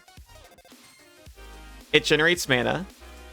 You spend mana to cast spells, and you try to reduce your opponent's life total to 0. The Uwu lands and glomp with reds. Yes. Wait. Wait a minute. You already knew red glomps? I thought you didn't know anything about MTG. Is there any downside of losing battles? You lose some gold and you lose some health. But the health you get back when you enter a town. Mostly you just lose gold.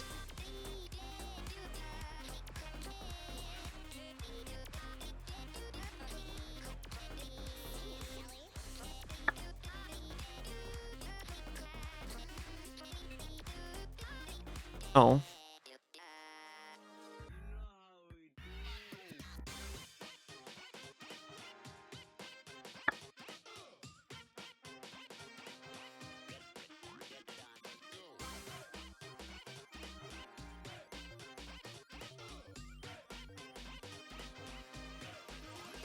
No, probably not.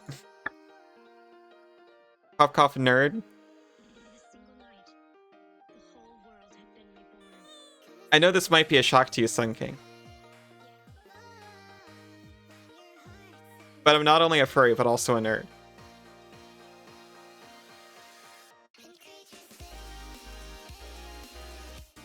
Reds are boom spells, and green sits on your face. Yeah, that's pretty true.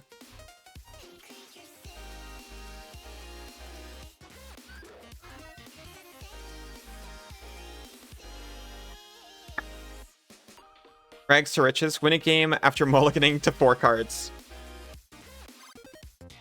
Yep. I forgot that happened.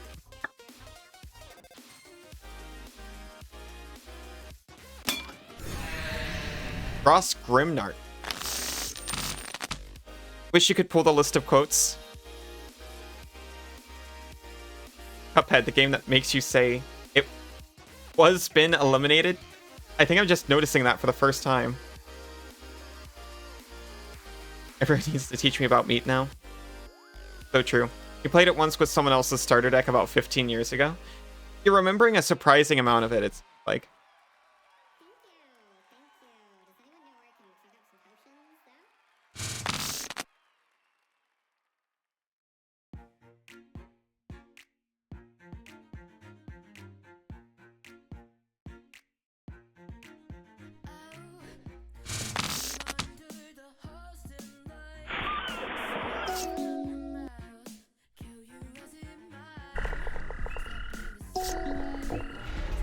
Got a Grafted Butcher.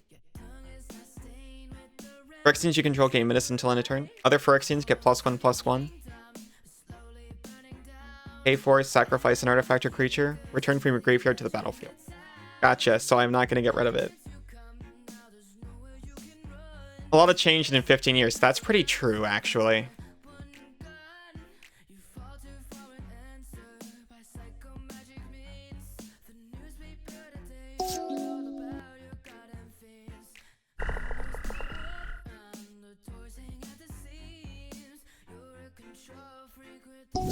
Should have played him out. I wasn't paying attention.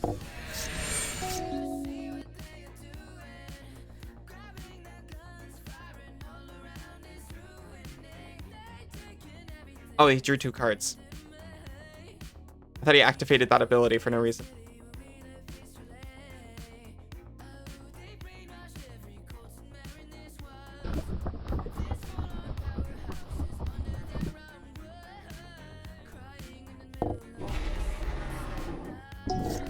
Am I playing against a real person? No. So actually, if you're interested in looking at MTG again, so this game has a lot of pros and cons. It is completely free, though.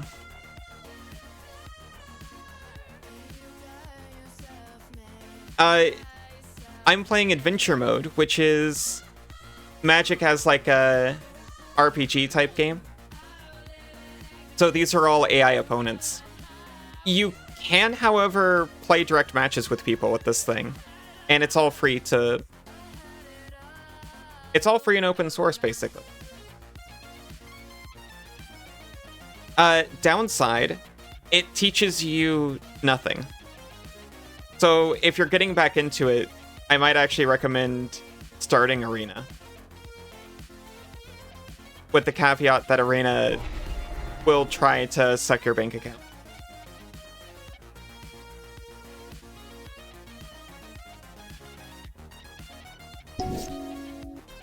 But it has a pretty good tutorial for teaching new players.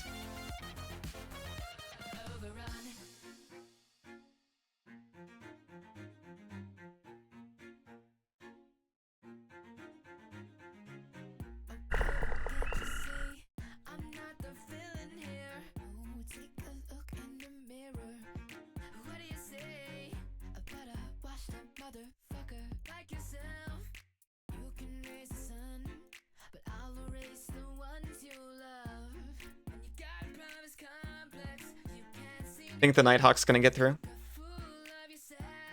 I think it might. I think it's kind of okay if it doesn't.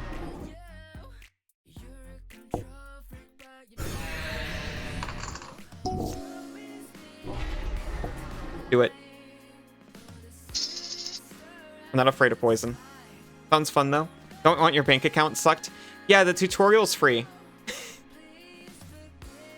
Oh yeah, I've been playing this a lot. It's been a lot of fun.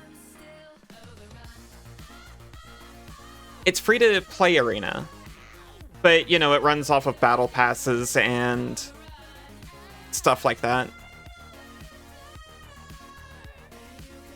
But once it kind of shows you how to play,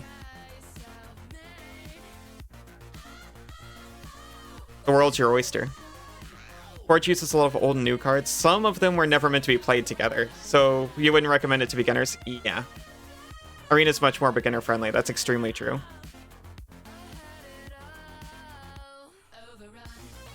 Arena's really good at introducing people to the game, I think.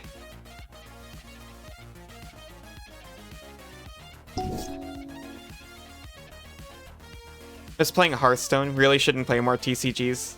You go way too hard on them. I can get that. Absolutely.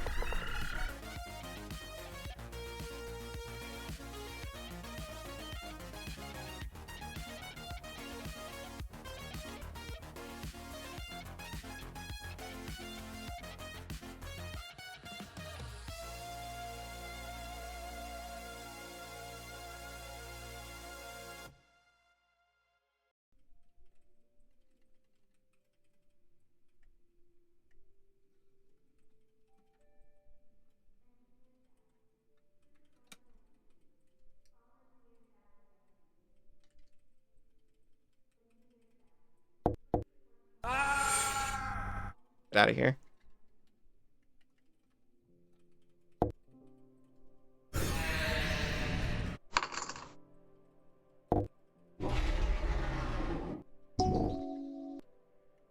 Play MTG on the tabletop. Usually play 4-player free-for-all. That sounds like...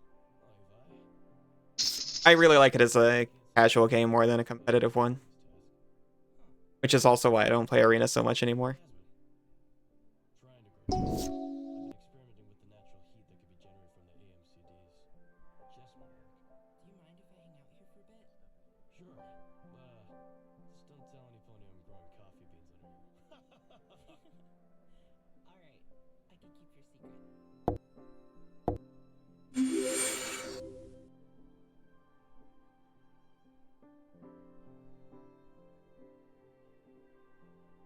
Oh yeah, you can just block it.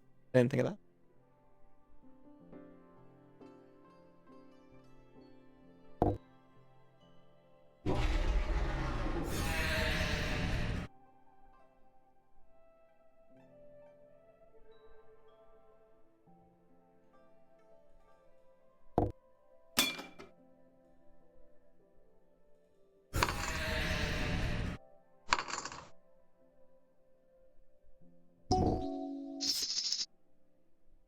Oh wait, they're proliferating me. I'm actually in trouble. Ow, ow, ow. I've got poison. If I get 10 poison counters, I just die. It doesn't matter how much life I have. I was feeling pretty confident because I was like, yeah, whatever, I'll just block the Drake. I forgot it could also just add more poison through its proliferate ability.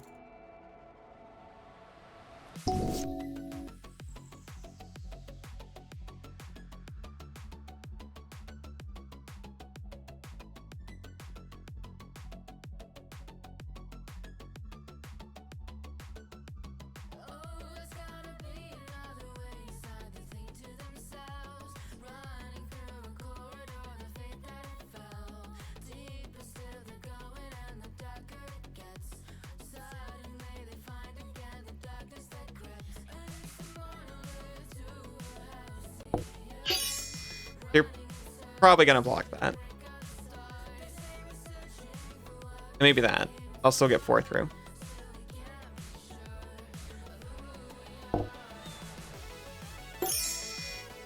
Why was there an MLP image in the top right for a moment? Oh, that was the song credit. That's the album art.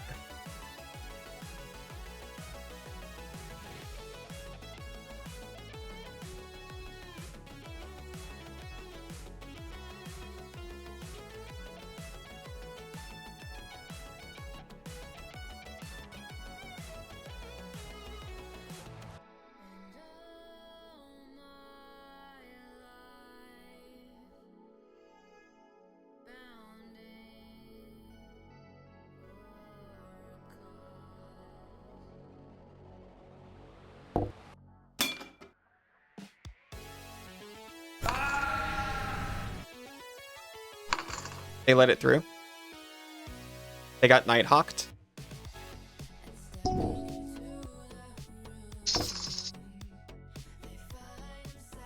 That makes sense.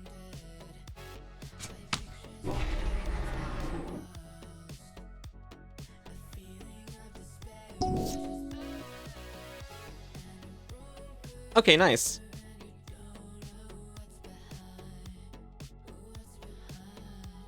I can just kill it.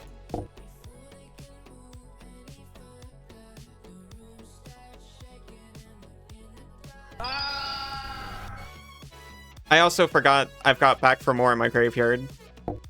Like I always do.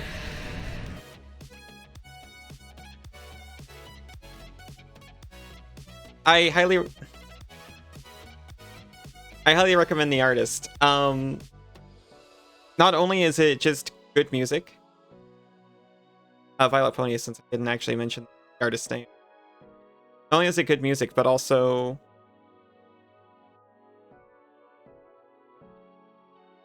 Violet just doesn't use the YouTube music system, preventing all these tracks from entering the copyright system, and also allows it to be used on stream.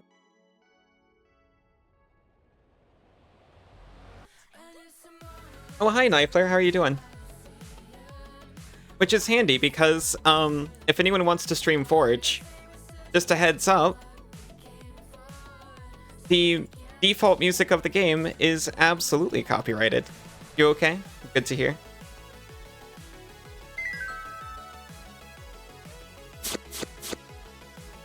Hoping Scrap Trap.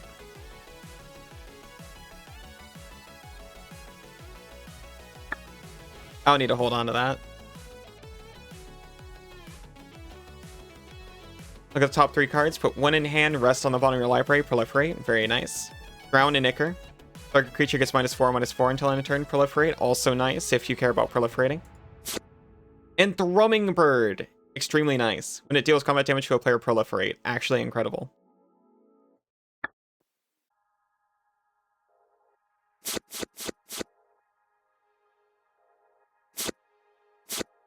Fiery Inscription. I keep almost building a Wizard Commander deck, and this is definitely going. Whenever you cast an instant or sorcery spell, deals 2 damage to each opponent. Rain of Salt. Maybe that'll come in handy when I start playing Sekiro. The heck? The heck what?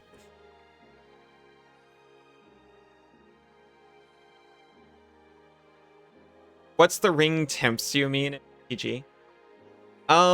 Whenever the ring tempts you, you select a creature who is... Does it have to be a legendary creature?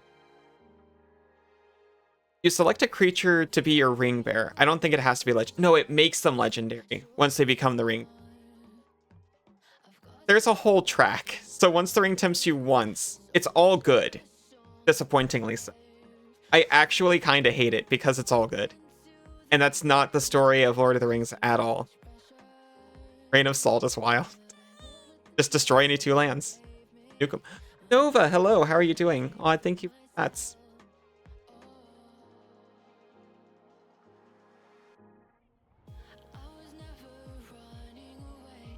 Part seems crazy if the ring tempting you is a good thing. It's solidly a good thing for some reason.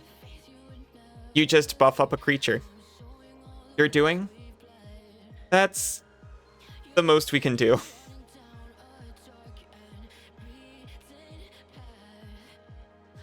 Exile all creature cards from target players' graveyards in a face-down pile. Shuffle that pile, then manifest those cards. So you get them as 2/2s. And you can pay their mana cost to turn them face up. That sounds fun. It's pricey, though. Anyway.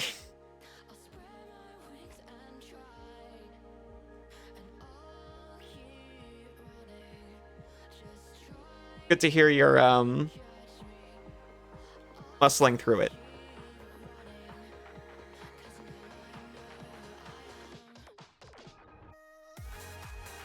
Foretelling cards from your hand costs 1 less and can be done on any player's turn. How's Magic? Magic's been going okay. I've been perhaps a little fixated on finding better Spectres and discard meta, but aside from that, it's been going pretty okay.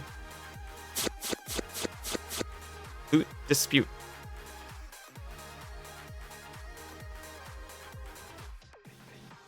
When it enters the battlefield, you take the initiative and create a treasure token. Do not ask me to describe taking the initiative, because I have no idea.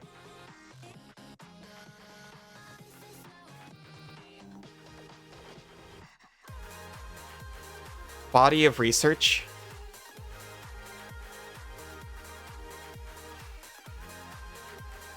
I'd research that. Create a 0/0 green and blue fractal creature token. Put X +1/+1 counters on it, where X is the number of cards in your library. Well, hey, if you combo this with alchemy cards that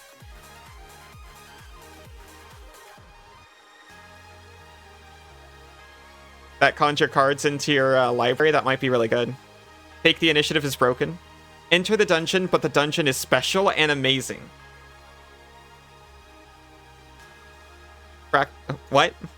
Oh, we make a green and blue fractal creature token.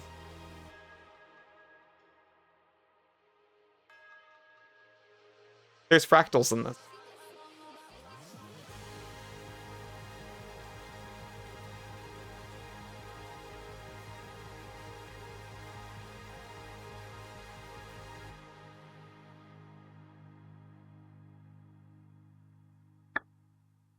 Being the monarch, it does nothing by itself but powers. Gotcha. And it's a better dungeon than a normal one, I guess.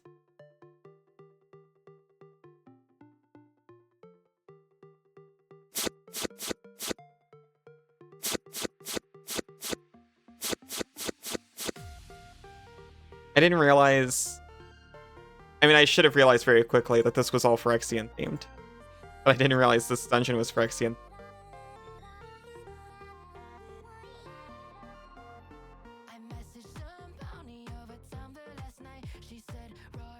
It does make you venture into the Undercity. We have no idea what that means.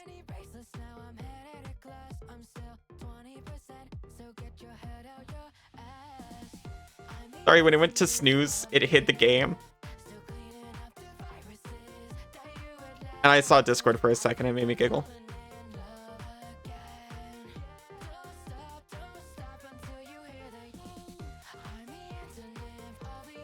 Oh my gosh, Night Flare, thank you. Ellie-Boo, oh. Hey, I didn't check Discord. My computer showed it to me. Corrupted Conviction's incredible.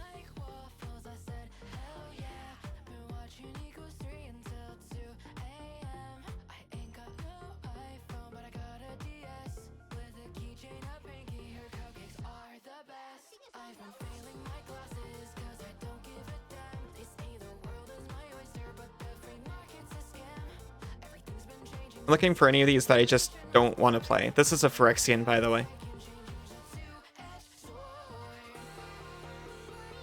And so is this. So it's been bequeathed. They had to ban some of the initiative cards in Pauper format because they were too strong.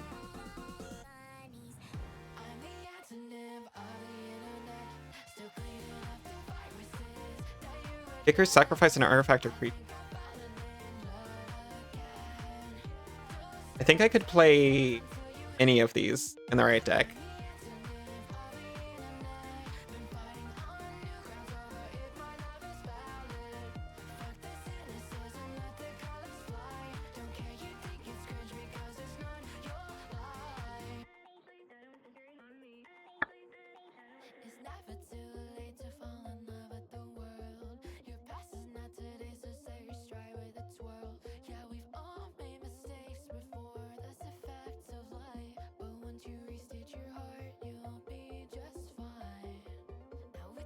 Okay, now I can see the Phyrexian theming like all the way through it. Kinda silly. I'll be right back. Real quick break. I'll see you all in less than 5.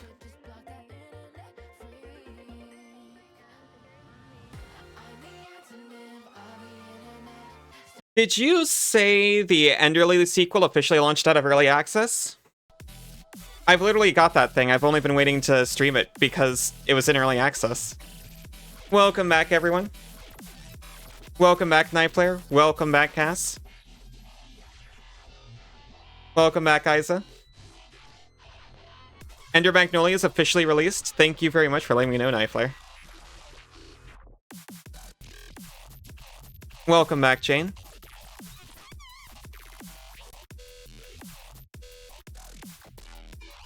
We've already been here. 2 days ago? Hey, I was pretty busy 2 days ago.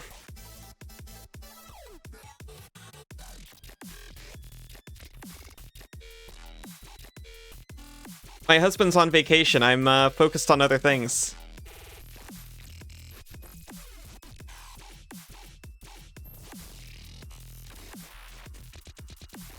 Should I try?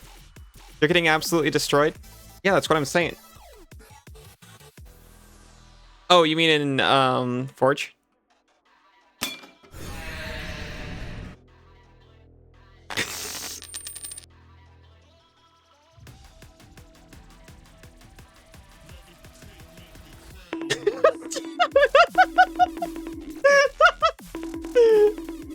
I don't care, it was worth it.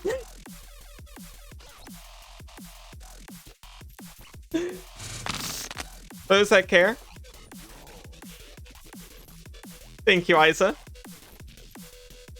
FF7 Remake Part 2 also released?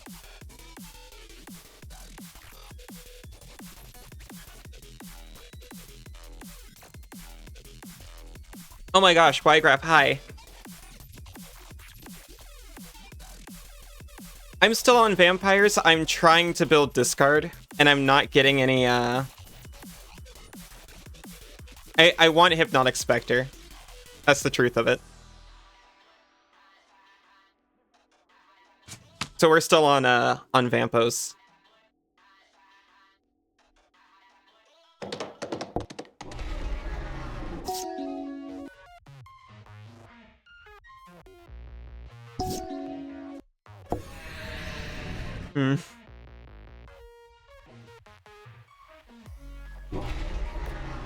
Little tiny.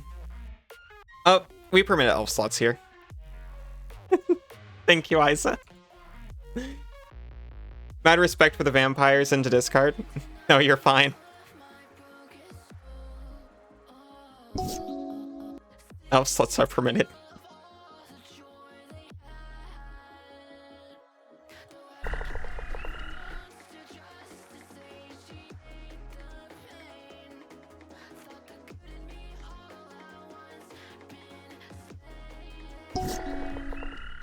I wouldn't have chosen vampires for myself, but it's what I was given.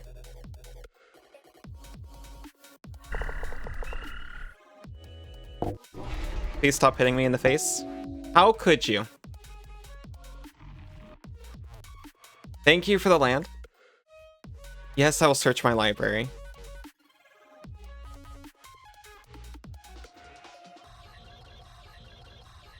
I still can't quite figure out. There it is. I would like a mountain, please.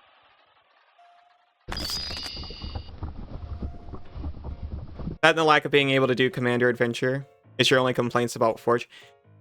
Yeah. Okay, so I don't mind not being able to do like a kind of Commander Adventure thing. But I wish there was a way to remove the Commander cards from Adventure if that's not the case. I haven't seen too many.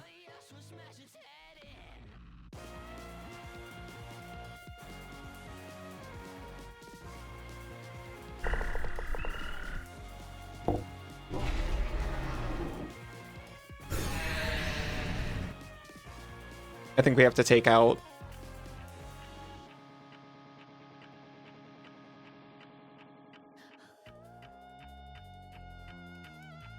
I mean, it's by far not the worst thing they've got.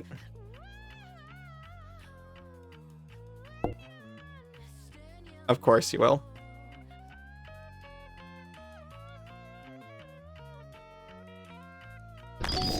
I'd be pretty down. I could see them doing a Commander variant format for Adventure, and it would work pretty well. No activated abilities? I don't think I have any.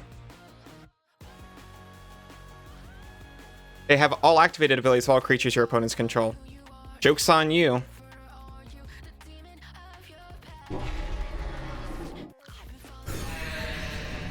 But it's a 3/4 with flying and vigilance, so I want to get rid of it.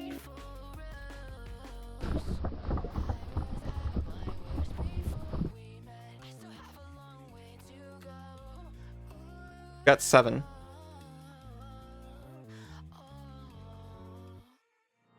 We can play 2 cards.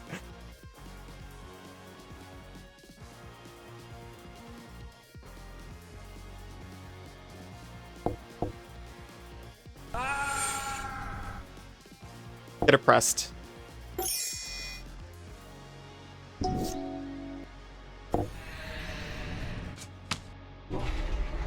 And I'll just actually hope that I get a flyer.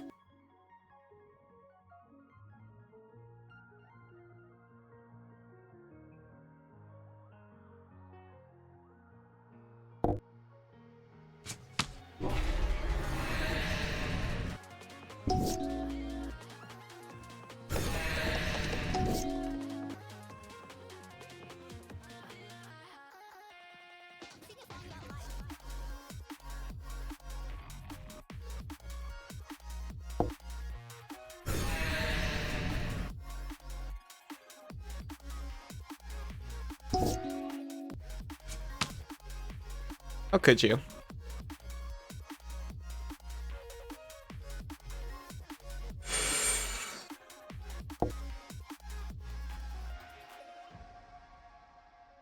Get fatally pushed.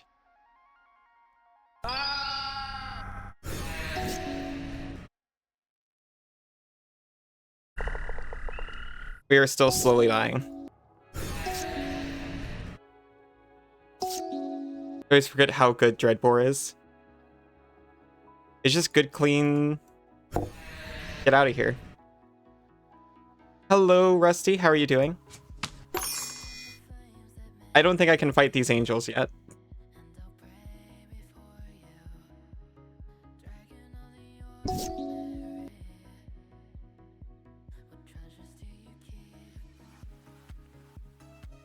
Have you considered Gift of Fangs? Now what are you going to do 1 damage to me?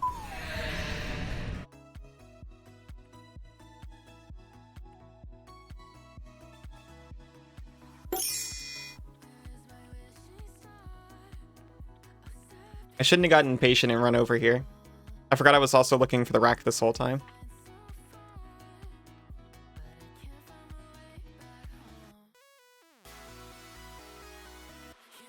We are doing much better towards the middle of the map.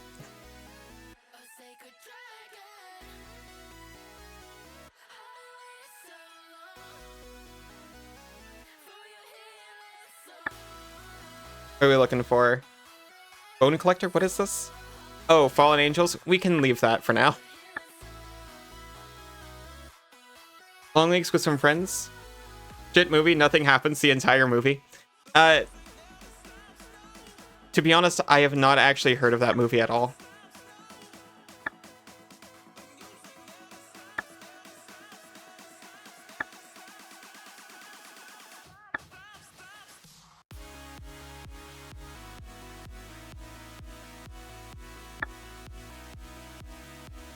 I'm losing nothing. Fair enough. I trust you. It's a Nicolas Cage movie. I take it not one of the good ones.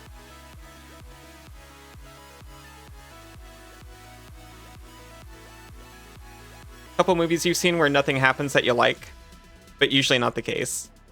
I was thinking, if they're doing nothing well, maybe it's good. Robber's Village? We've seen Robber's Village before. Phyrexian Devourer. But the future refused to change.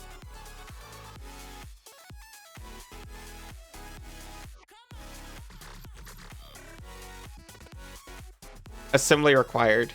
These appear to all be creatures.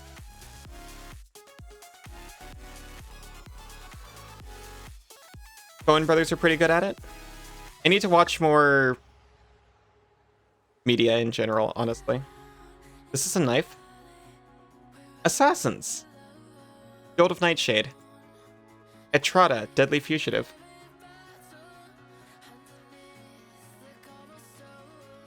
Mirrors are just funny little guys. Mirrors were my favorite growing up. Slippers too. Ezio. Okay, full disclosure. By the time Assassin's Creed came out, I was so done with Universes Beyond. I have not looked. I looked at the Fallout cards. And then Assassin's Creed came out and I was like, I do not care. And everyone's like, oh, you know what would go good in your deck? Leonardo da Vinci. And I was like, oh, do you mean,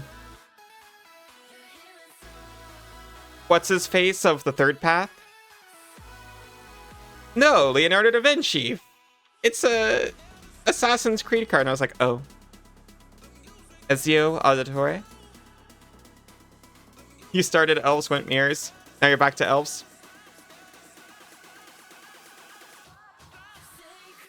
I mean, my favorite commander looks like a mirror. Still buying Lord of the Rings and Baldur's Gate card. Nothing wrong with that. Also, not a bad card, I suppose. Card draw is very good.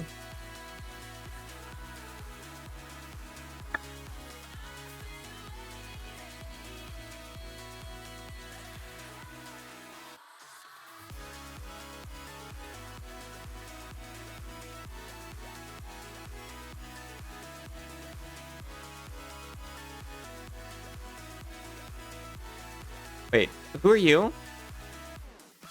Look at them! General Kriat, the Bolt Bringer.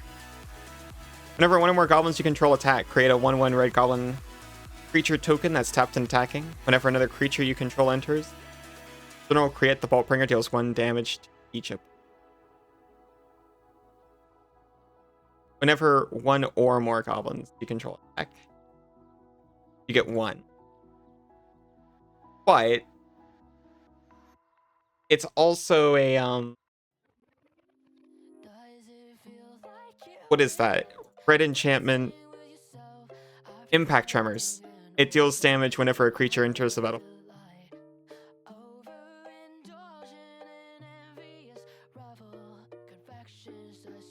But it's even better because it's a creature. You can put Curiosity on this guy.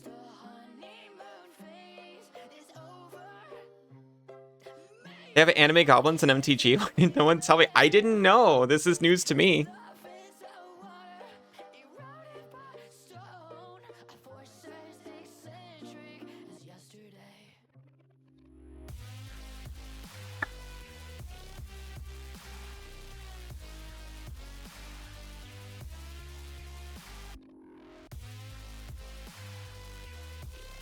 I guess they're constructs and mirror. That's the theme.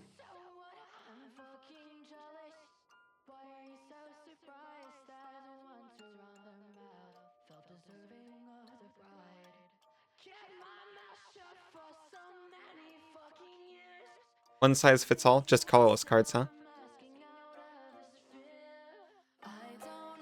Including lands. Cathodian? When Cathodian is put into a graveyard from play, add 3 mana to your mana pool. Oh my god, Aladdin's Lamp! Instead of drawing a card from the top of your library, draw X cards, but choose only 1 to put in your hand. Shuffle the leftover cards and put them in the bottom of your library. X cannot be 0. Who wouldn't pay 10 for that? You always color your cards, you wouldn't want them getting lost? Exactly.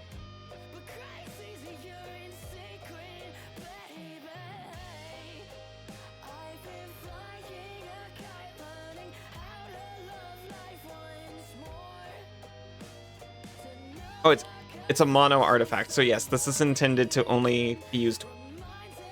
It's 2 and a tap. Give 1 creature island walk until end of turn. If that creature is destroyed, so are sandals. No sandal sharing. I was thinking about it as I ticked off. I'm like, it's weird that they try to imply that if the creature's lost, so are the sandals, but you can give multiple creatures They didn't want you to do that.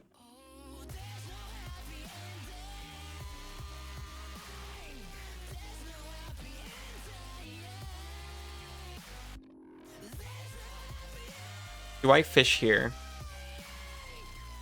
There's no way playing just artifacts could ever go wrong. I can't think of one. Do I fish here for the rack? They also give lands. Shuko!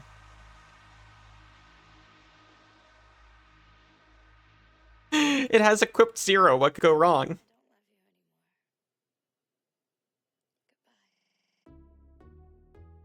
All it does is... Hello, Russ. How are you doing? I found Shuko.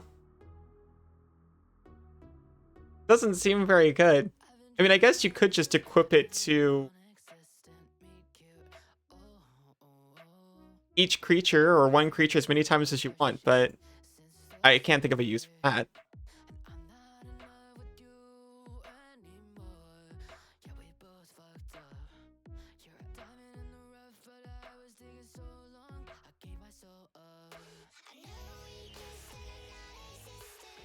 One more.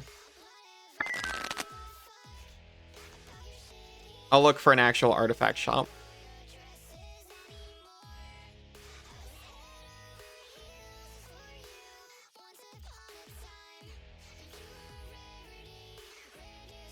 Oh, it's a Goliath truck. Rush, it's... Oh my gosh, sorry, I can't talk. Russ, it's Warhammer. Shuko's very funny.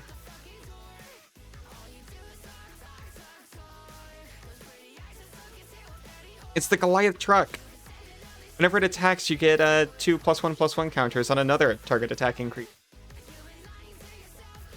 Leashling, I get it. Gene Stealer Cult, so true. Oh, that's a truck.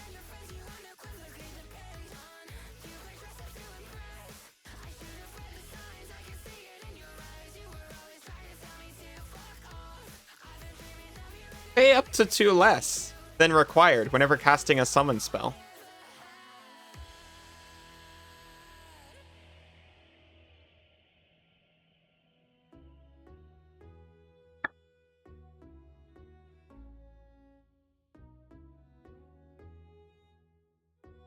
I'm so stupid. This one was an artifact shop the entire time.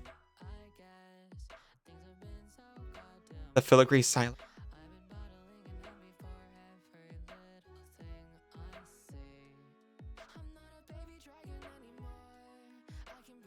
This destroys all cards in Urza Saga, doesn't it?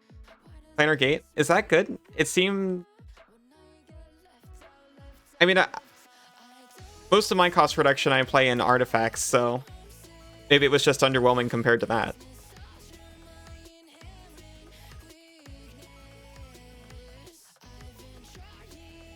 Tower of Murmurs.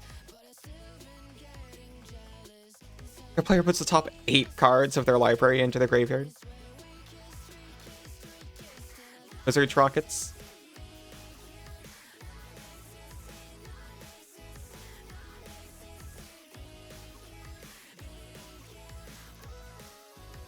Whenever you cast or copy an instant or sorcery spell, put a book counter on this. Remove a book counter, add colorless. Remove 2 book counters from a spell satchel, draw a card.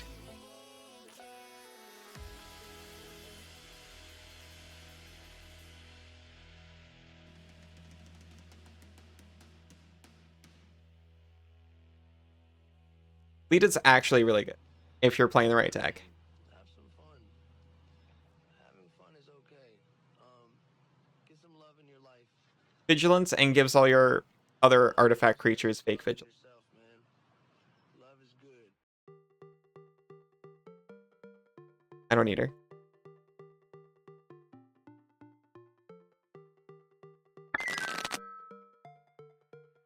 I'll do like 3.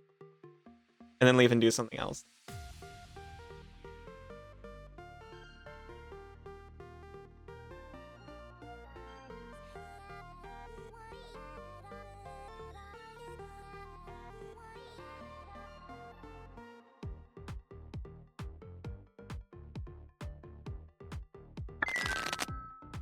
Lotus Ring? Oh yeah, this was Secret Vault or whatever they called it. That came out with Thunder Junction. I remember, like, really sitting here trying to figure out if this card is good or not.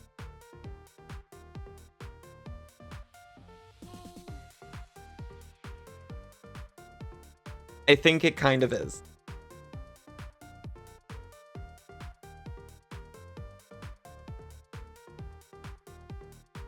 Sacrifice Implements of Sacrifice to add 2 mana if anyone colored to your mana pool.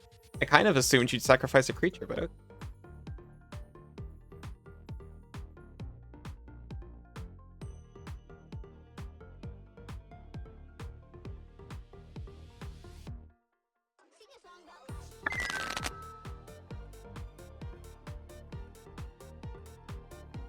I saw the Ultra and I thought it was just a weird Ashnod's Ultra I haven't seen. I got excited for a second.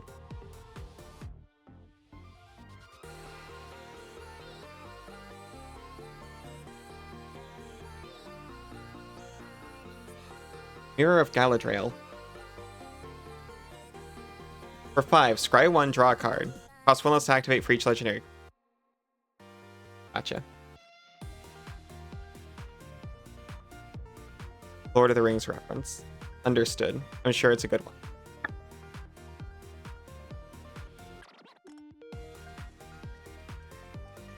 Another patron approaches me. Can I help you? You have the air of a powerful sorcerer. You are wrong. Yummy Lord of the Rings card. Come into an inheritance of a small estate that you've been expecting for years. You've had some hard times. You've convinced some individuals to let you borrow against the land.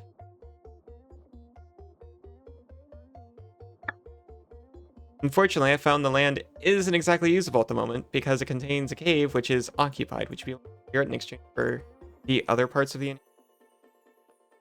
Yeah. Travel to the cave and defeat all enemies in the wasteland biome. I'll actually do that.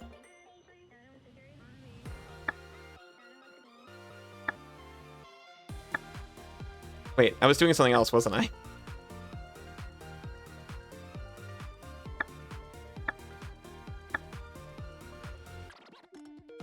This one's pretty close. It might actually, we'll see if it completes.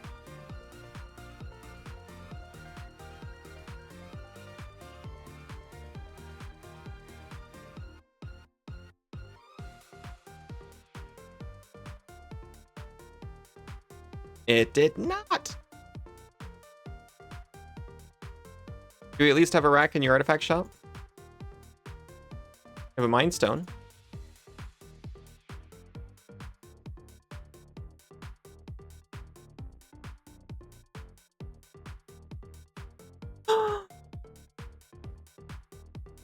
Suddenly interested.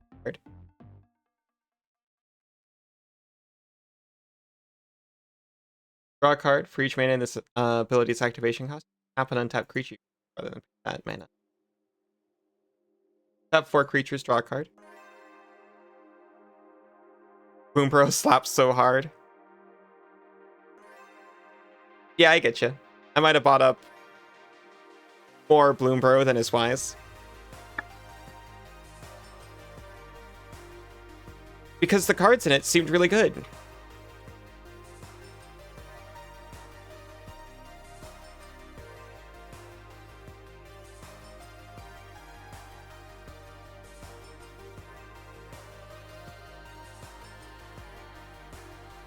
Do target players exchange life total? In a game where someone might start with 21 life and you start with 14, this seems pretty good. Not for the cost.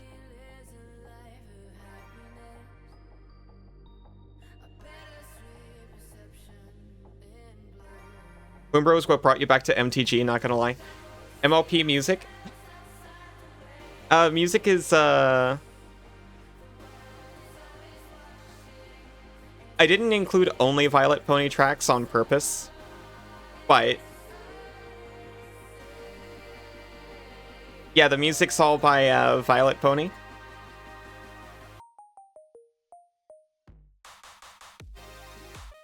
who explicitly allows their tracks used on Twitch and YouTube.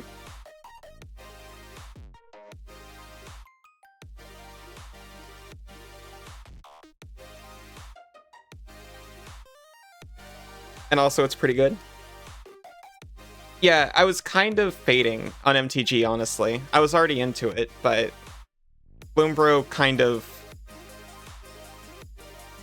prevented me from leaving.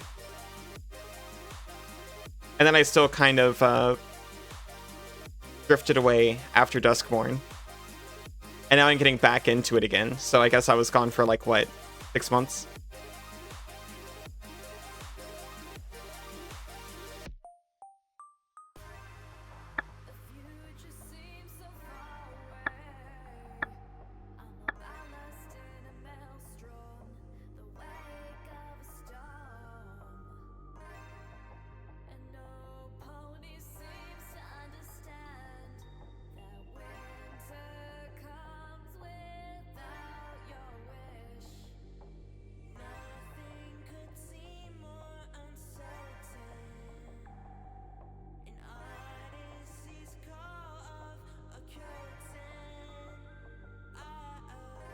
How far away is that? It must be close. Rabbit's Den? Is it? Scepter of Dominance? Beer Incubator? That's not the good one. Get it! At the beginning of your upkeep, put a time counter on Time Bomb. 1 in tap, sacrifice Time Bomb. Time Bomb deals damage to each creature and each player equal to the number of time counters. Why does Scepter of Dominance look like that? Well, it's got a noble visage on it. And it's a scepter, so it's scepter shaped. What are you trying to imply? You tap it to tap a creature.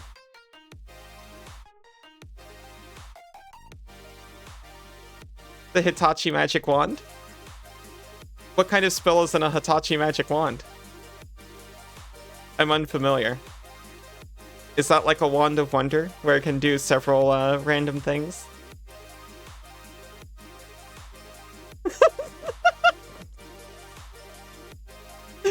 Love cards that can force a draw. Oh, I thought you meant like force a player to draw. It's so mean. Halo Fountain, actually kind of an attainable alternate win con. Pay 5 mana and tap it. Untap 15 tapped creatures you control, you win the game.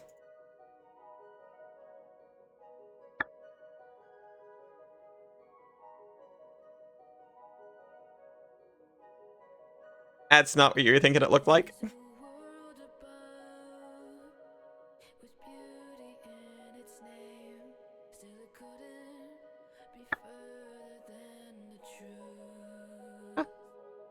Antiquities? Wait.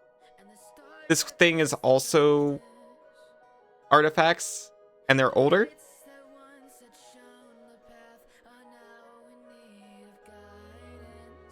Chaos Orb?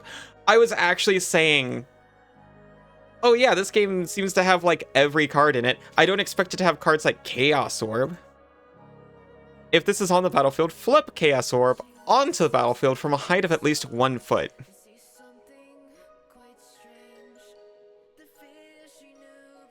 Chaos Orb turns over completely, at least once during the flip. Destroy all non-token permanents it touches, then destroy Chaos Orb.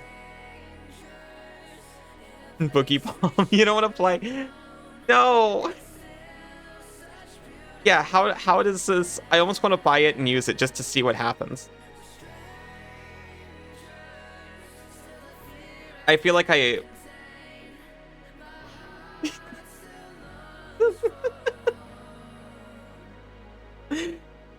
Sorry, I got distracted. I feel like I owe it to everyone to buy Chaos Orb and test it out. When a spell or ability of one of your opponent's controls causes you to discard Metronome, put 4 Gnome tokens into play. Treat these tokens as 1/1 artifact creatures. Say, you've been gnomed.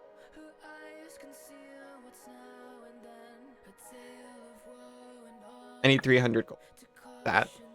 Chaos Orb for science.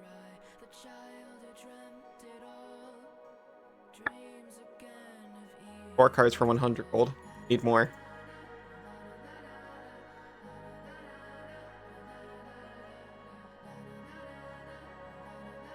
We're never gonna use Body of Reach.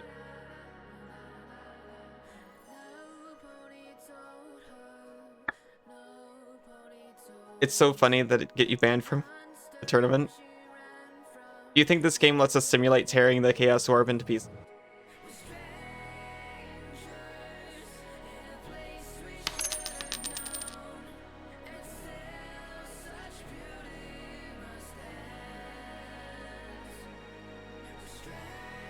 Oh, yeah, sorry. Here, is this better? It's been plastered over. It says Pyrite Spill Bomb now. That's its real name.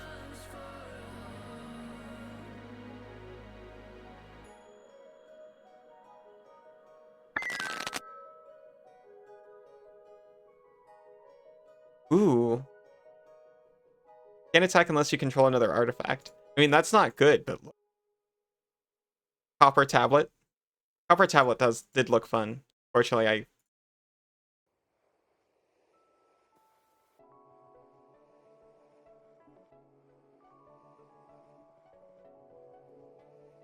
Forgot about Chaos Confetti? How could you?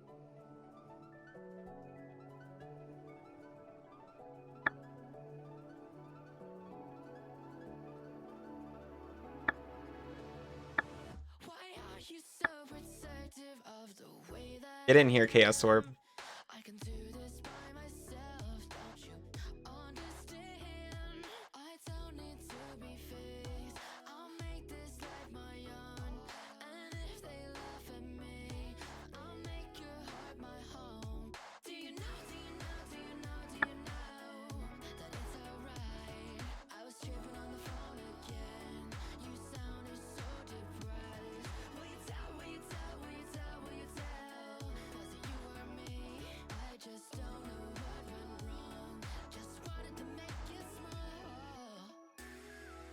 Autonomous Factory.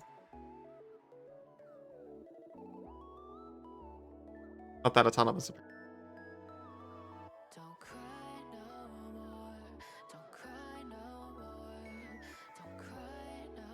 Had a friend who suggested using Copper Tablet and Brutaclad and just stealing everything your opponent owns. Oh wait, no, Copper Tablet, that did, at the beginning of each player's upkeep, they take 2 damage.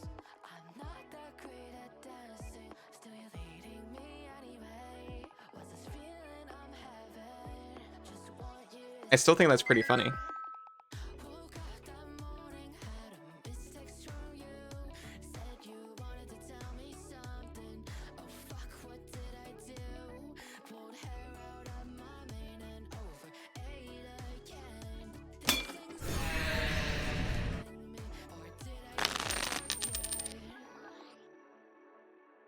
I've been thinking of Bronze Tap.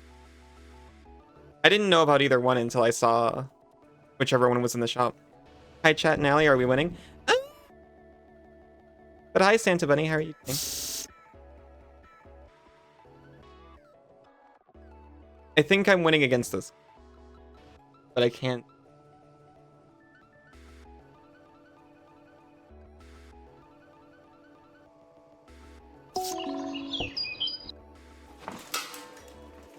Ball will work. Gains haste and can attack as though it didn't have defense. Assigns combat damage with toughness rather than its power. Gotcha. I'm unafraid.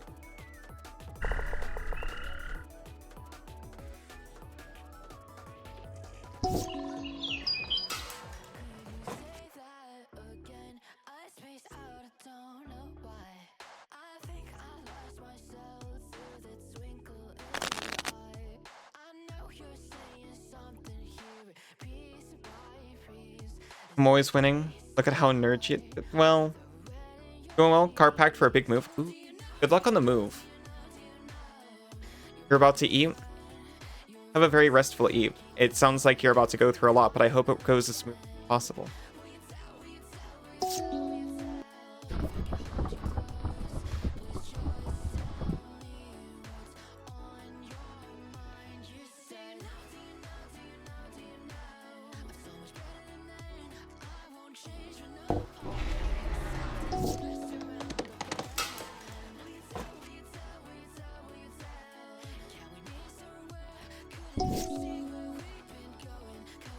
I couldn't have planned that better.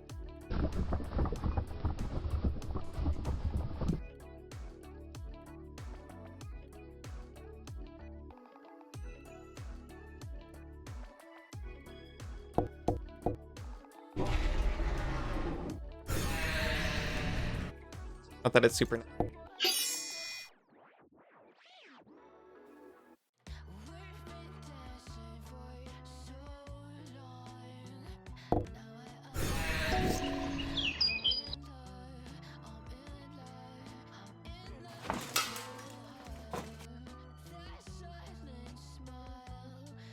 You look at face down creatures you don't control at any time. Oh no. My 7 cost 1/1 morph creature. Oh no.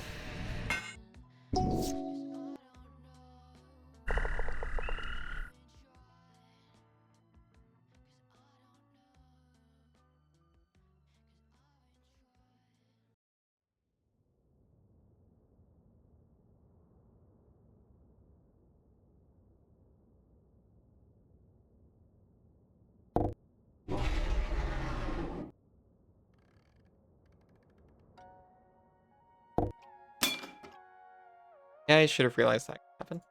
For some reason I thought, no, there's no way. It'd block with the thing that can only block.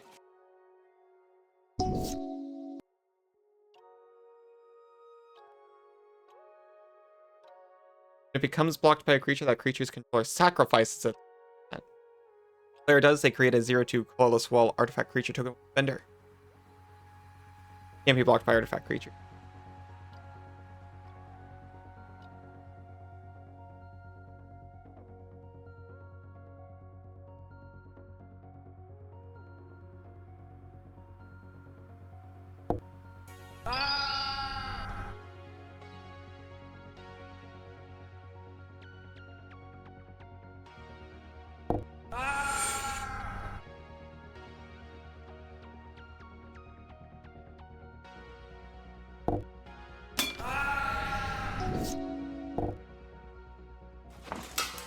Forgotten Sentinel? Forget about it. Oh, that's a Forgotten Sentinel. That's Guardian Idol.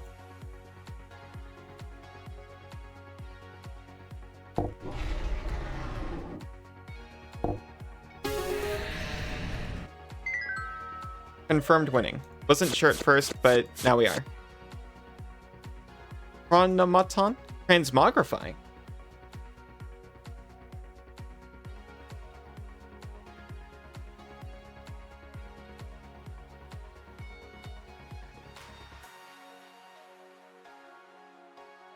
I think this was meant to be a reference to... No, there's no way. I was gonna say the cover of, like... Love Winning. Winning's so good. Pay 1 and tap. Put a +1/+1 count. Could be. On the...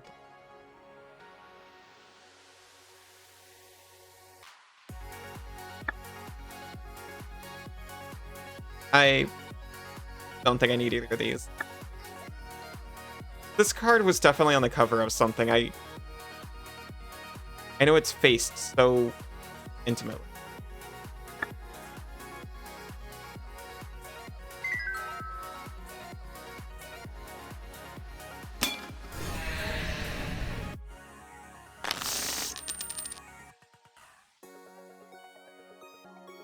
Looks like the purple guy from the meme.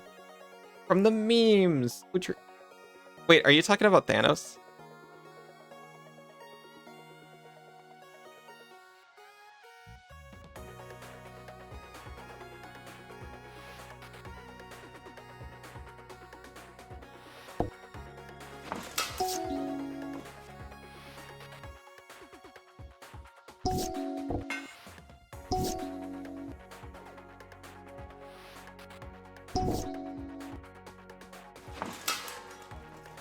Enters tapped, a 4/3.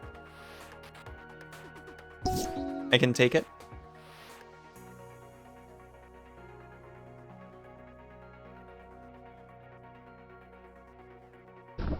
I got my Vampire Nighthawk. So Decapod. If a spiller ability opponent controls causes you to discard it, put it onto the battlefield with 2+1/+1 counters instead of your grave. Thanos is the purple guy from the memes. I'm guessing. Going to head out. It's been fun though. It's been fun for me too. Thank you for hanging out for a while, Cuddlefish.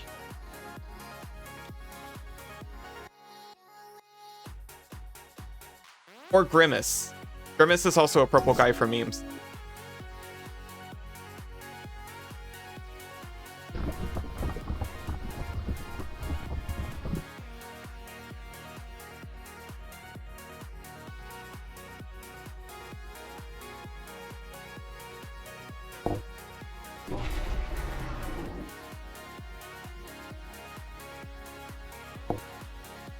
Reminded you of a card from Spirit Island, which is a meme in the board game. Oh, that's very niche. Gotcha. Grimaces.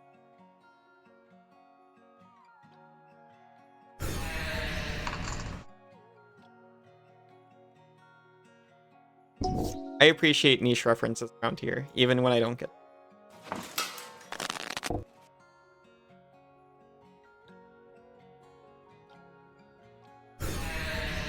It gives me license to do the same.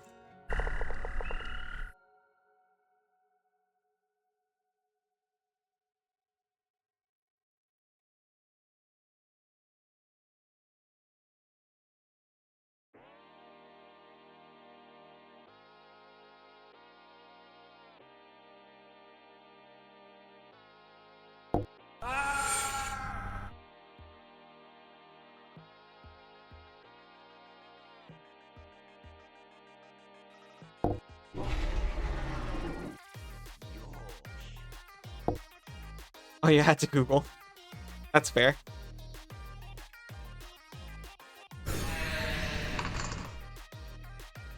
Looks kind of like the Keeper of Dreams and Nightmares, which is what the Spirit Island.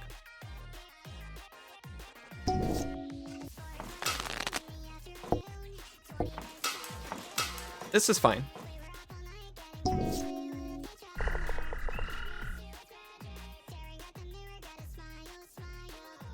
This is super fine. None of them fly. Or the squeak again.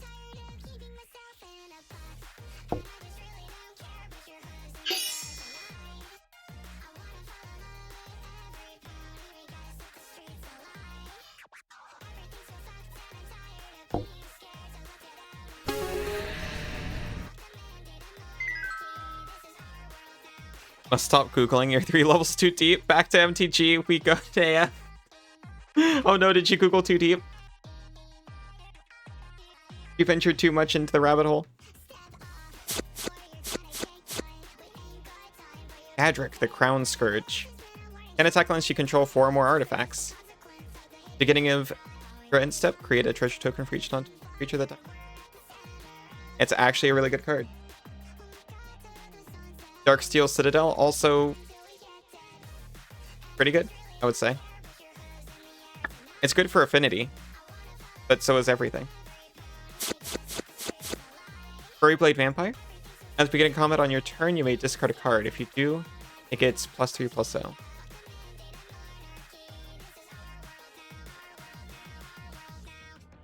Equipped creature has flying and lifelink. When it dies, you may pay X life for X its power. You draw X cards. I suppose.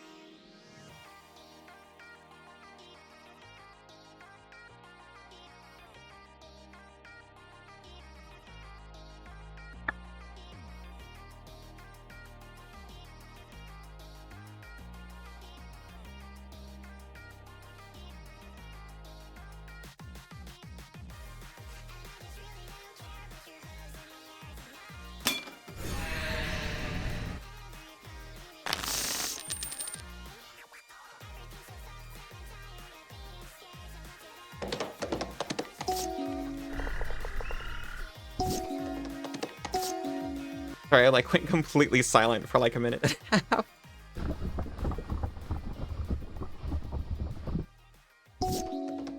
was just trying to avoid I don't know. Maybe he's got something. Blade Splicer. Splicers are cool, but I've never done anything.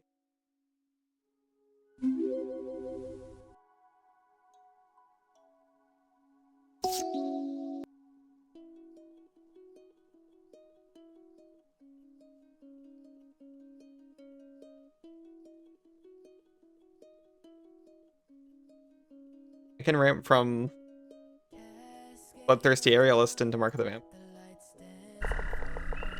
There's worse things to do in this style of game. Throwing out your nails. Stop right before they start making contact with the keyboard.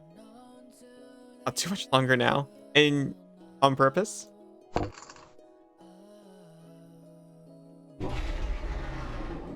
I can't have them go, like, much longer than contact with table. Frankly. When I'm putting my, like, fingertips right down. You know what I mean?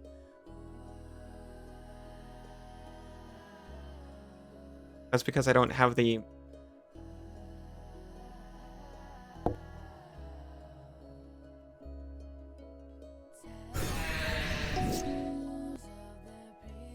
I can take that a couple of times. I'm about to gain all of that life.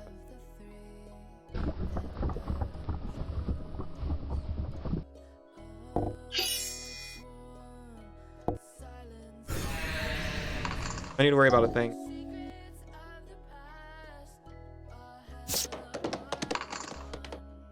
You had a nail biting habit until recently? Yes, very much on purpose. Gotcha. Then good luck.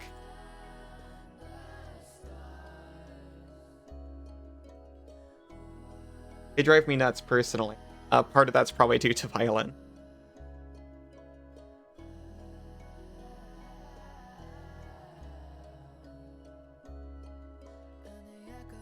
So close just being able to win this. Not quite though. Wait! Never mind!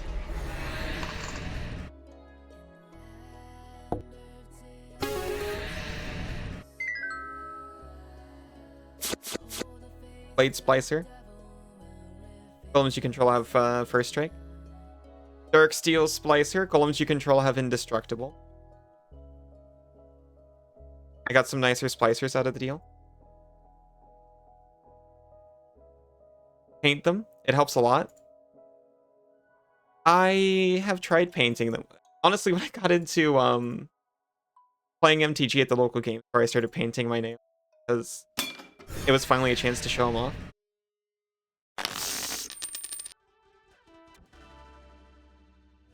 Or do you mean it helps with nail biting? I can see that also being the case.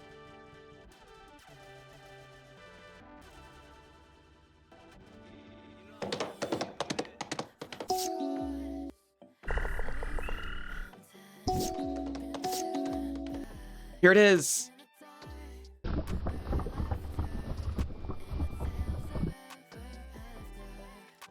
Okay, how's this work? I have to play it first. Chaos Orb on the field. But it kind of helps with maintenance too, because they don't look bad when you don't manage them. Maybe because you've had a lot less stress lately. That's really good to hear.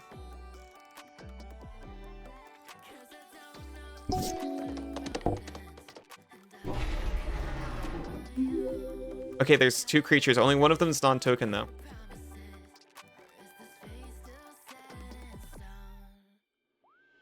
Lands count. It might just select a random pool of them.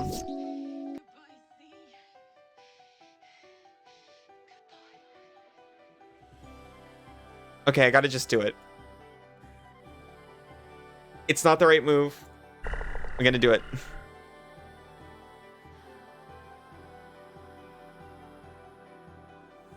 I keep wanting to play other things, but the more I play, the less I'm gonna want to use it.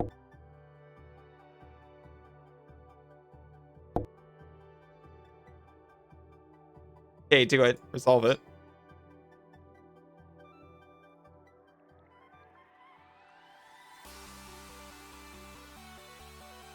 Choose a card to represent the center of the desired card landing location.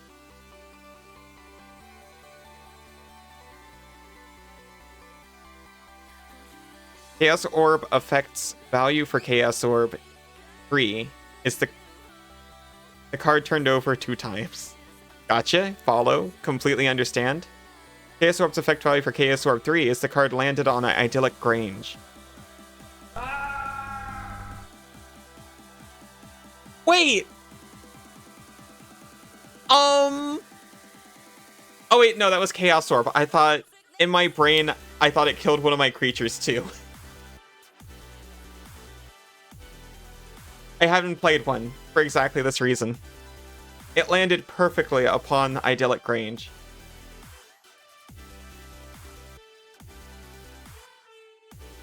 It assumes everyone is playing counter Chaos Orb.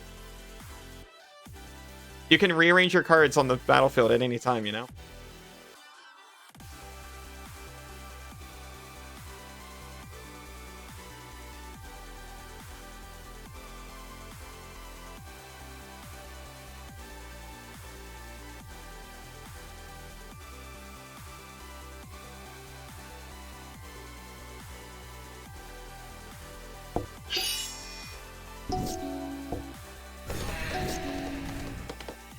Rearranging your cards go on the stack? I don't believe it does.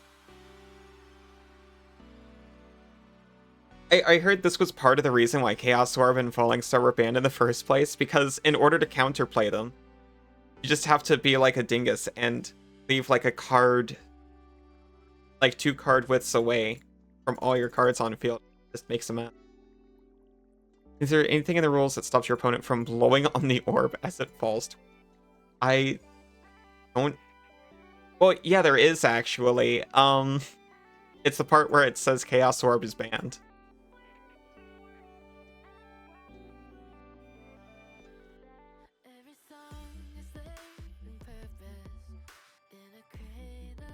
But aside from that, I don't know. But this is why they banned it, so we don't have to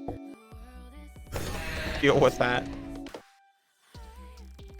Like, Judge?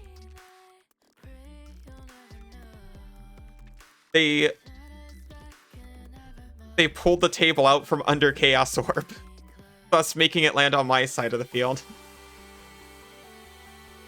Fans are legal with Chaos Orb, technically, that's true. But then it comes down to what your friends are going to permit you to do.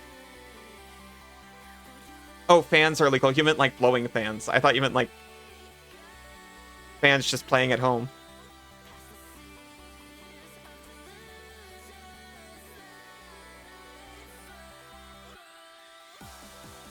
That's true. You gotta account for wind conditions.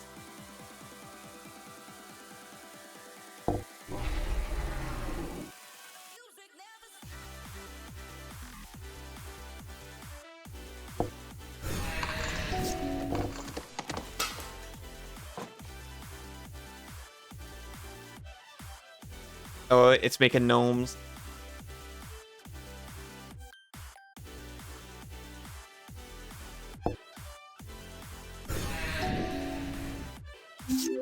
Get out of here with your gnomes.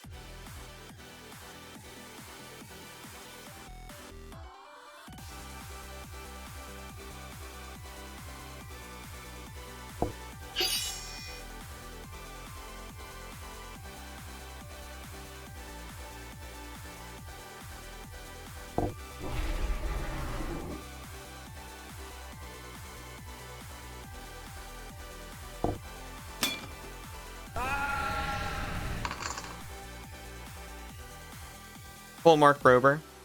Make a table with fans that all the card where you want. Taps Chaos Orb, licks finger. Kicks it up in the air to test the wind.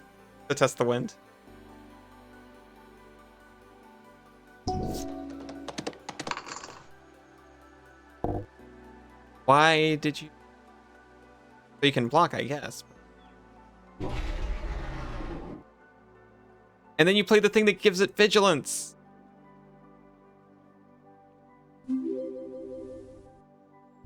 Okay.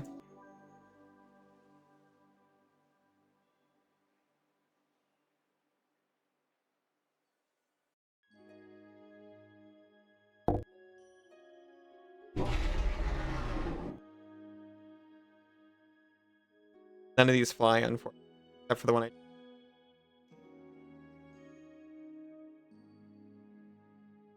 No, I'm not going to attack, but I'm not going to attack on purpose. Now the golems are indestructible. Thankfully, this isn't a golem. So,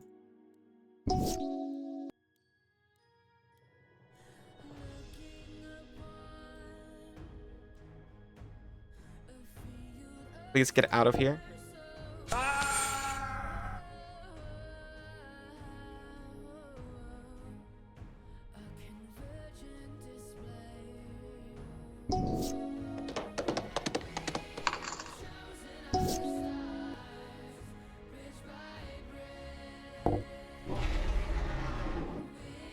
We're holding.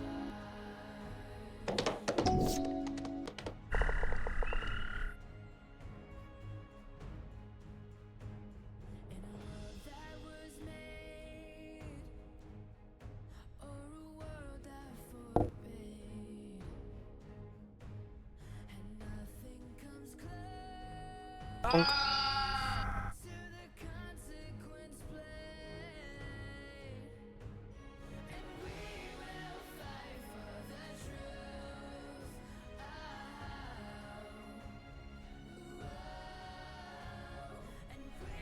Oh, yeah.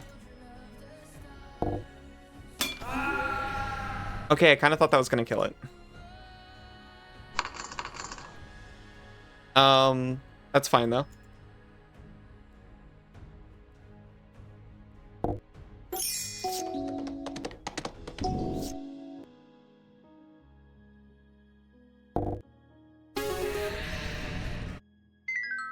Sound effects are so immersing. You feel like you're really there.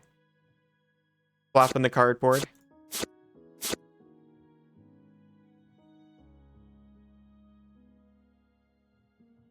I am so dumb as soon as I start streaming, but looping the pig, that's what I was trying to think. Soccer player mills X cards. X number of charge counters on grind clock.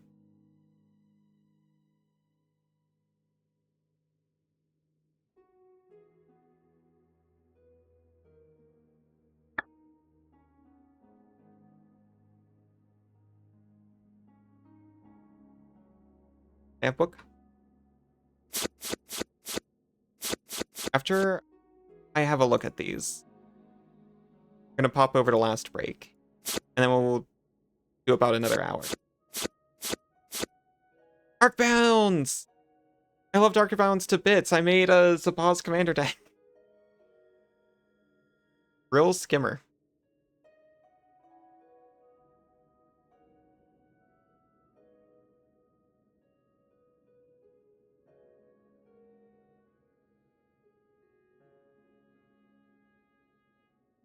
Sibling card, Scepter of Dawn.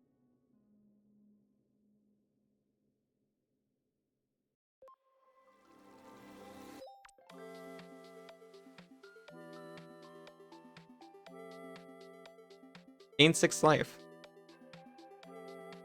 I didn't actually read what it does. It can't be the target of spells or ability. Well, as long as... For our last break, gonna head to Betty Bye. Lady night.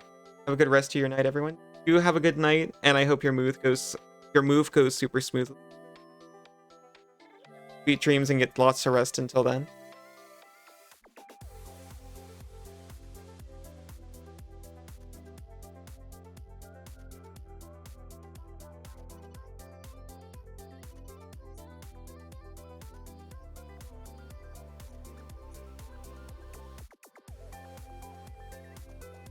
Art Clan Stoker.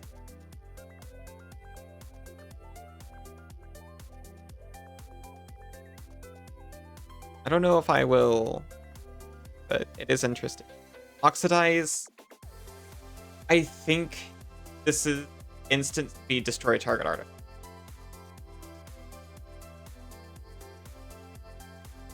Sword of Light and Shadow, right? Whenever it deals combat damage to a player, whenever equipped creature, sorry. You gain 3 life, and you return up to 1 target creature card to your hand. Also gives a creature +2 protection from white and black.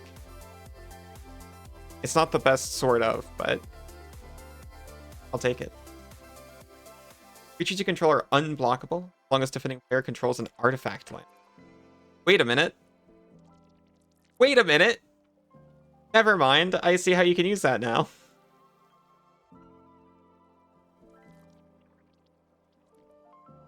Carry away comes into play. Unattach enchanted artifact. Unattach enchanted equipment. You control enchanted equipment. Yoink.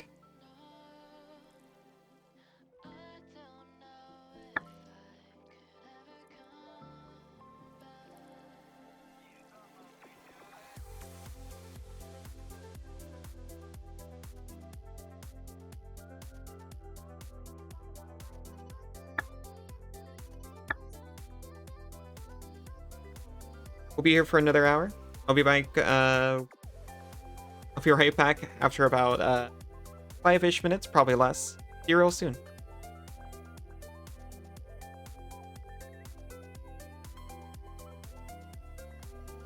Welcome back, everyone. I didn't actually save. I was just sitting here. I keep trying to save because I'm, like, worried. Oh, wait, I was supposed to completely clear this place. Wait, no. This isn't where I was supposed to. Oh, whatever. I'll completely clear it anyway. Still would have answered D.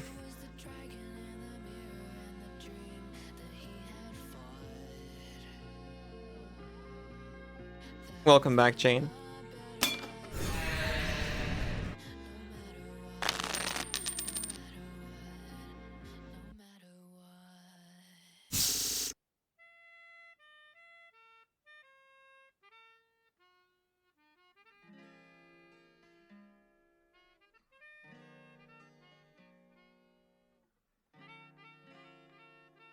Gosh, I kept a full hand of 7 cards.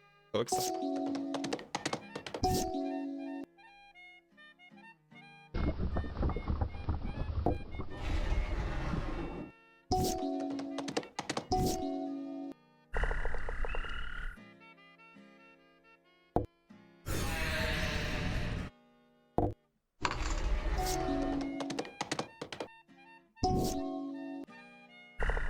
I mean, it wasn't hard to bully the clay golems, but sometimes it feels nice.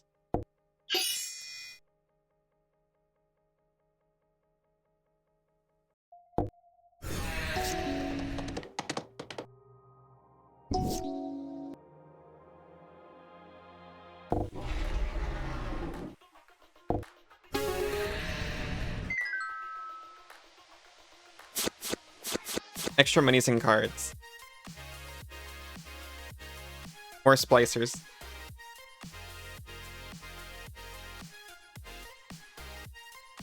Flesh is a betrayal of the self.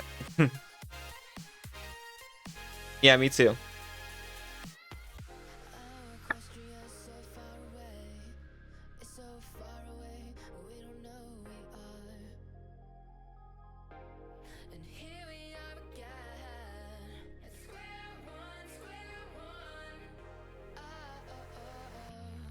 Strange magical energies flow within this place. All opponents get battlefield. 1 circle of flame. I don't know what circle of flame does. Oh, welcome back, Knifeflare.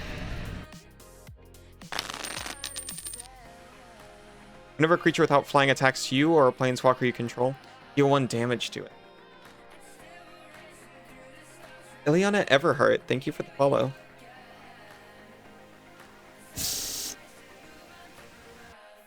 Oh, Chaos Orb's still here.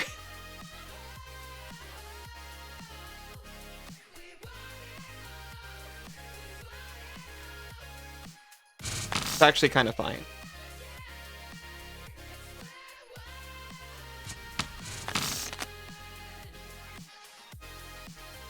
Okay.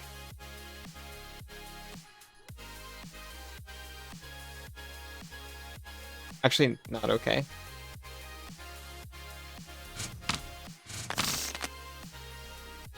Yes, good.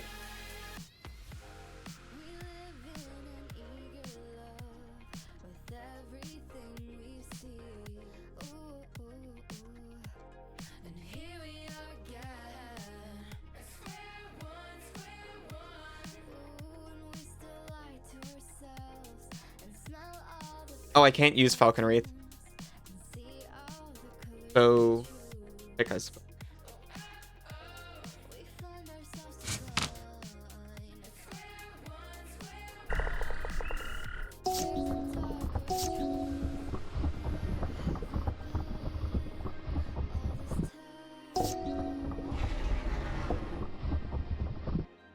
tap it, deal 1 damage to any target.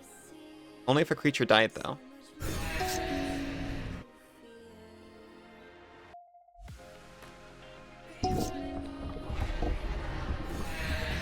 This is fine.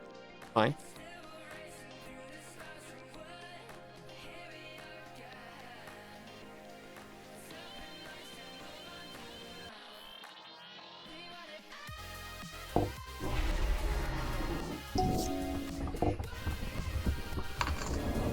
Rakish Instigator. Your opponents can't gain life. That's, okay. That's fine. Create a 1/1 when it dies, deal 1 damage to any target.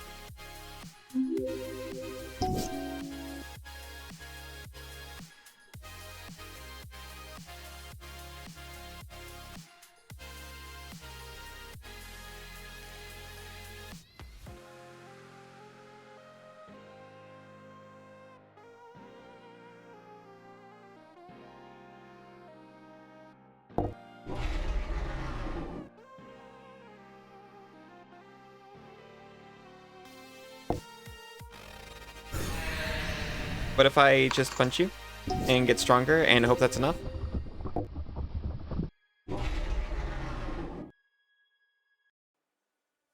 Fine. I can't gain life out of this, but who needs life gain? I don't need it. They got nothing against my flying and they're afraid to attack.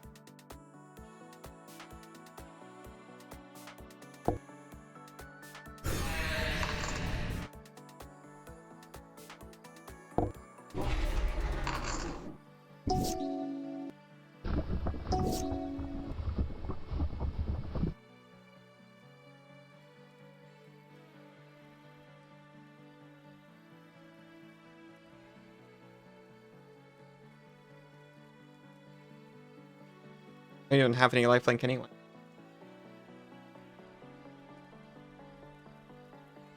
Are you actually ever going to do anything?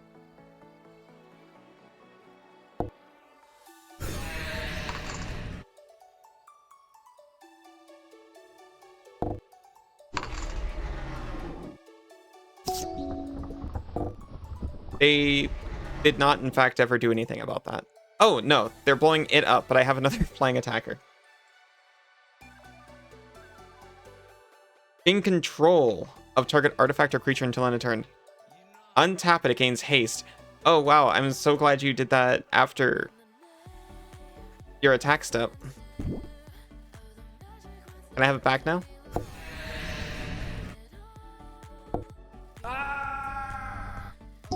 Thank you.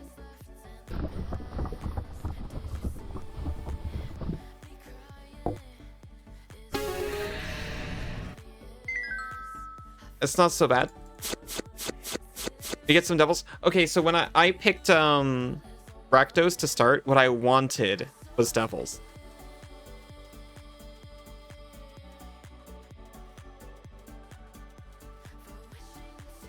There's a Rakdos sacrifice inside my soul. I've got a fever. And the only cure is more Rakdos sacrifice. That's why I bought the sexy Mayhem Devil earlier.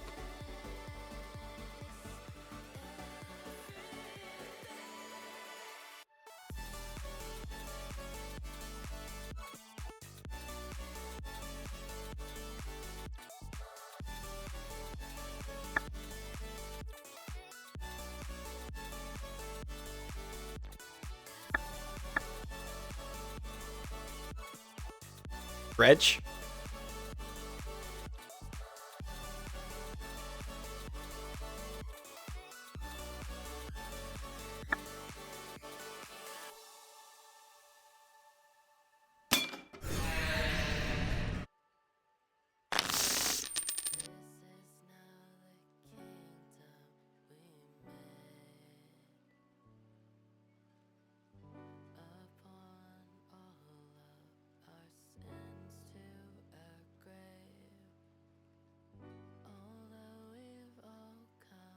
I will.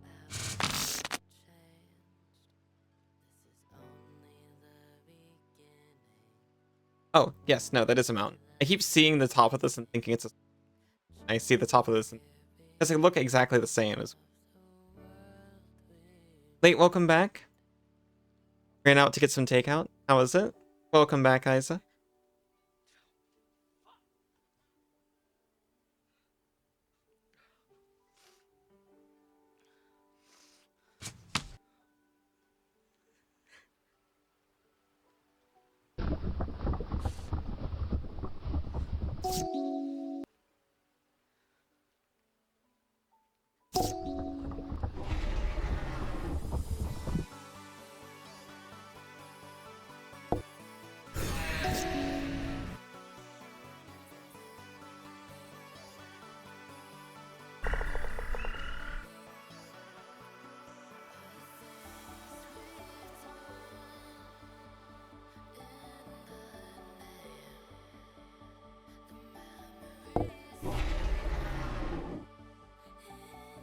It will be yummy, you're sure? But it's just Burger King. Hey, that's still good. I'd take it.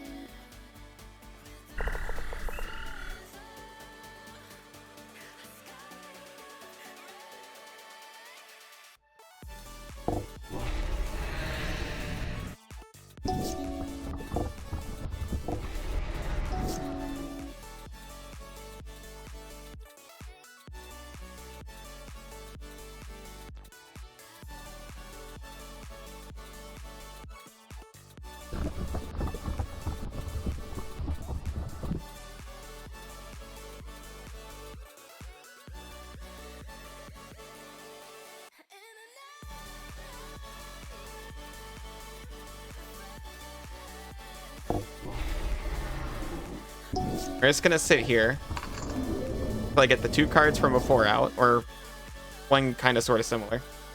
And it's gonna start picking at you with it.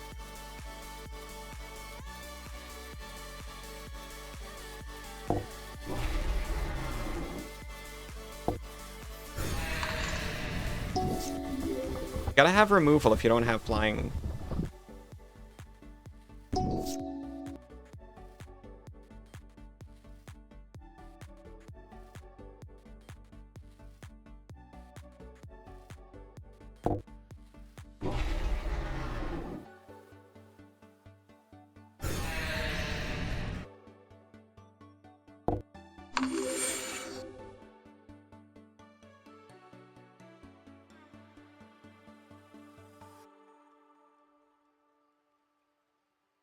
Actually, same number of creatures that I have. This one's getting through no matter what. This one has tramp.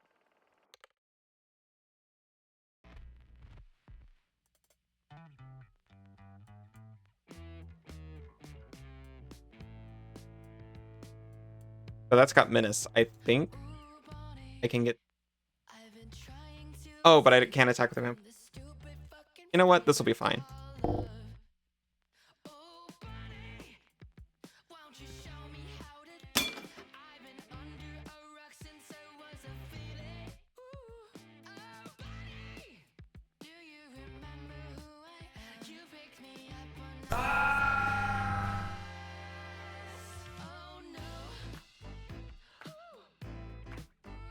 Oh yeah, that triggers. That's still fine.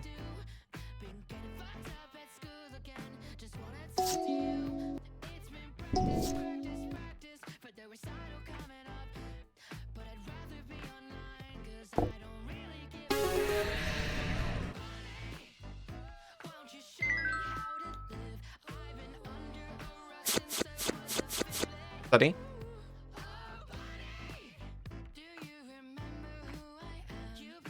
When it enters, it deals 1 damage. Beginning of each upkeep, 4 or more card types among cards in your graveyard deals 1 damage to that player. Study, very important. Actually, not that great, I think.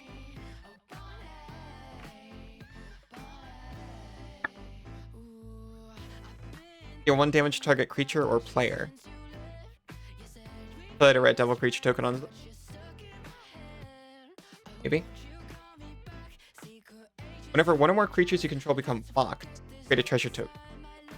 Sacrifice 2 artifacts, draft a card from Big Spender's spellbook. I have no idea what that is. Really, but in general. In general, study has been... That's something I had to learn.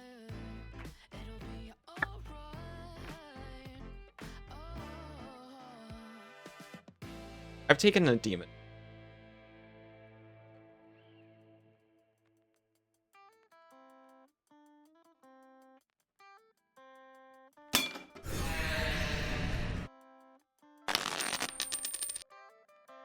This one is a demon with a circle of flame.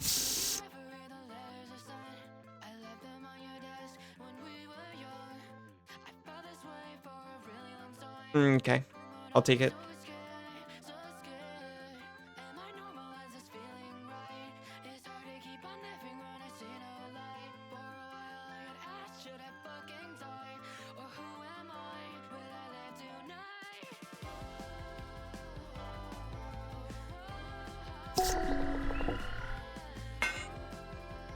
Sacrifice, scroll. Target player discards a card. If you control a demon, that player loses a life. This is fine. Don't worry about it.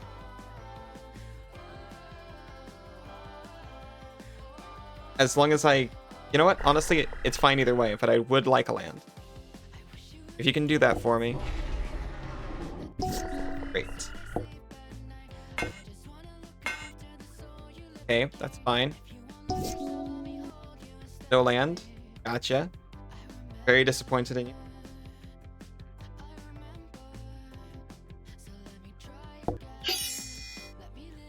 Just so it doesn't die.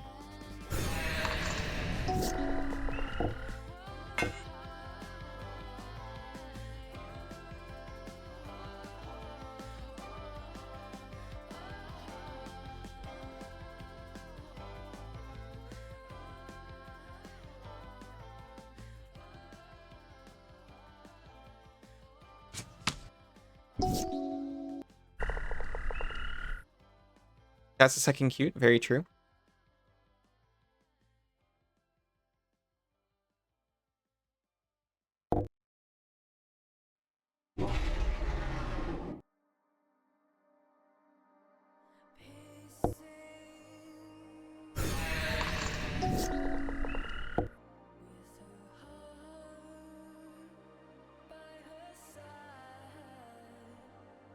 Could blow up the circle of flame actually, but not really causing me much trouble.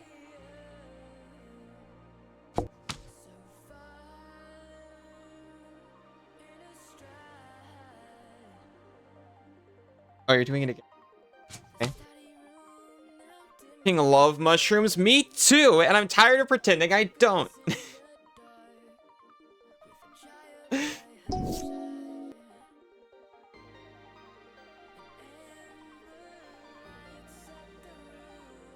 When do you pretend you don't? I don't really pretend that I don't. Oh, thank you, Isa.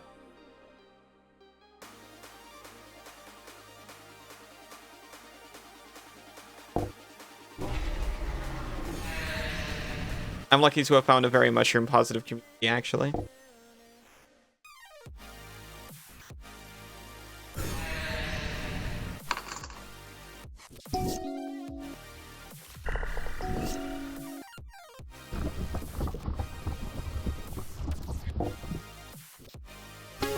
It wasn't even an issue.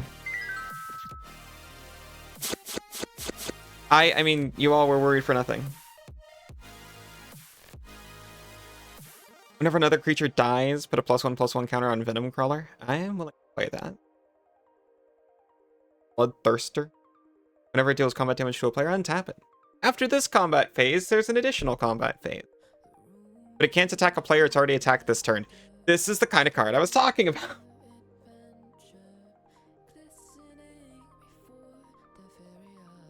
You say that now because you think it's safe to say it? And so you don't get booped? That kind of talk is what gets chat boop redeem. Can't believe I defeated the demon.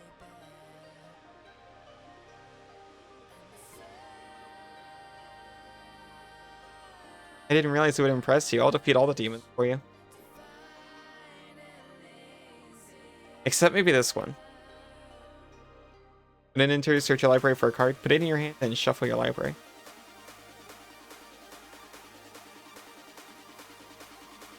Alison Rip and Tear arc.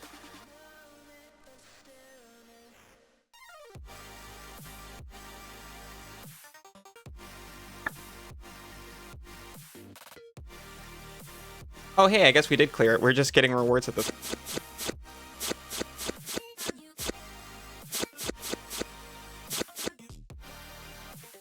Warfare Javeliner.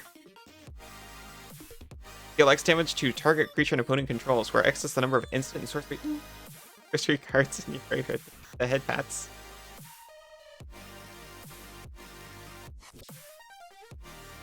Beginning of your end step, each opponent loses life equal to the number of tapped creatures you control. Wait a minute, how do I not know about this? Sinzu, explain to me how this isn't in my wrist deck. You must learn to accept the boop. Headpats? Well, since you act so nicely. Oh, I think you...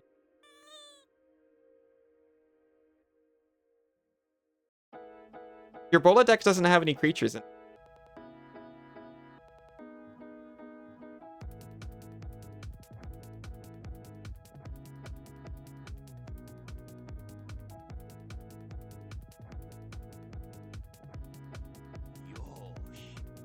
It does? Like 2. Destroy target creature or planeswalker. Exile target card from a graveyard. Create a 2 black zombie creature. Never return.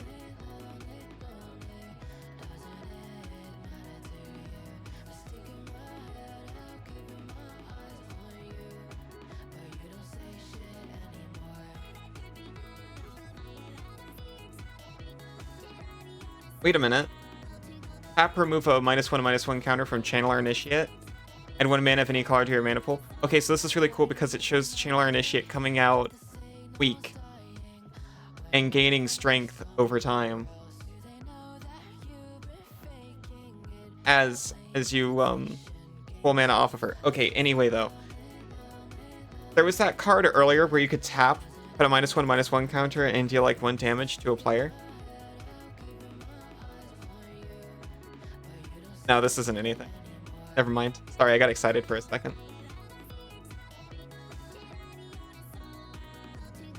Never.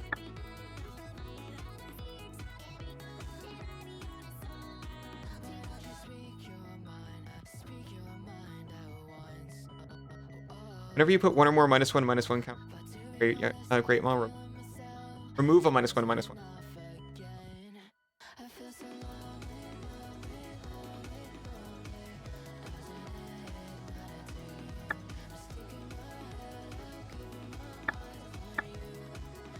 I don't even run this in my Grist deck that runs like only bugs.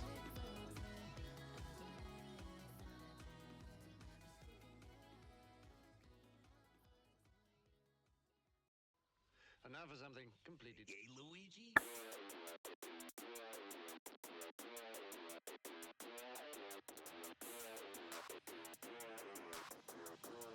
Can you rent that balloon? Put another or remove it. Okay, so it's like proliferate or remove 1. Gotcha.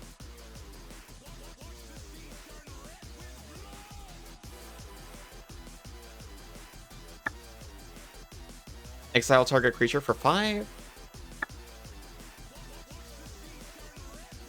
DK has melts now. You got the mushrooms. That sounds delicious.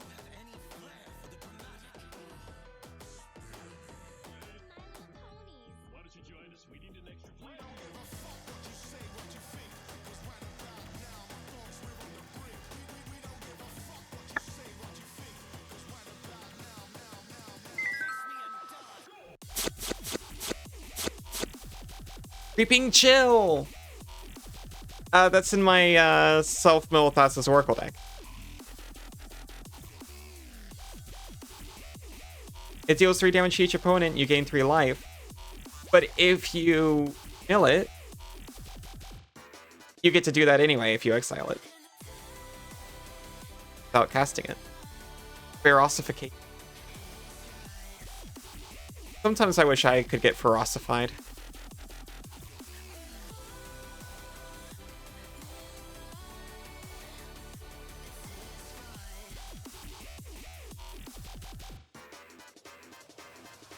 If 7 or more cards are in your graveyard, dead lightnings are 6 damage to that permanent or player, and the damage can't be I don't see it.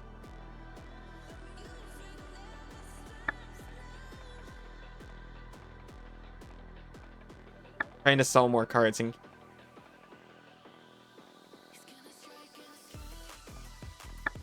unblinking observer. Cute, but get out of here.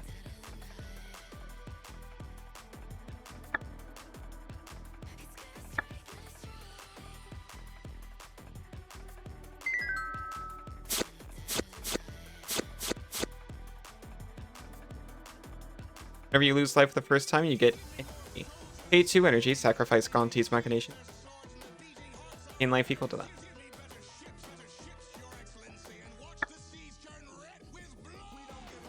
Target creature gets +1/+0, gains Arcticle.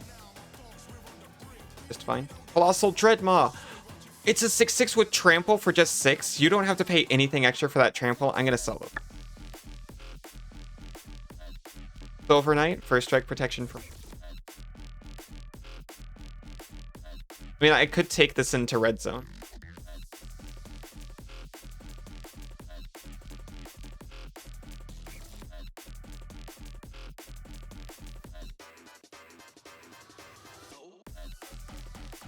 Cast your next instant or sorcery spell this turn. Copy that. You may choose new targets. Very normal.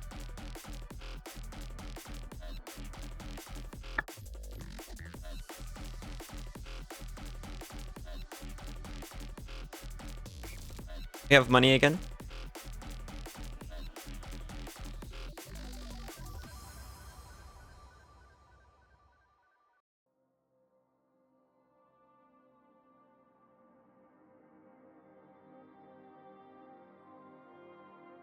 Oh, no, no, I didn't notice the rocks.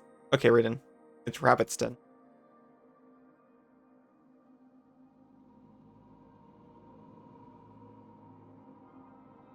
Antiquities. Not just from antiquity. I think I earned some rerolls. Looking for the rack.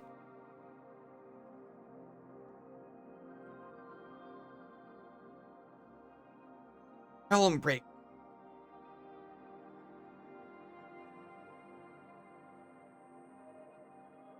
Coca-Cola vending machine. I hate that it's a good. But it's like actually incredibly good. Is it that? I think it's pretty good. Oh no.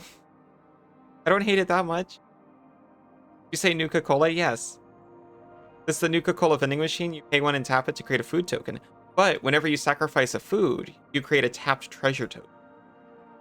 So if you slip this into a food deck, you're also making a lot of mana. It's tapped, but there. I'm home and showered. Welcome home, Cass. Your reaction to this card exists.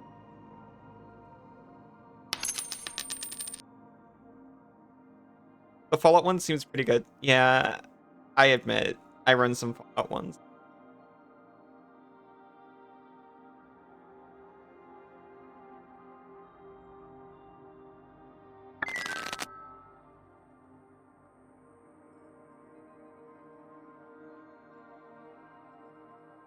Dragon Mask, target creature +2/+.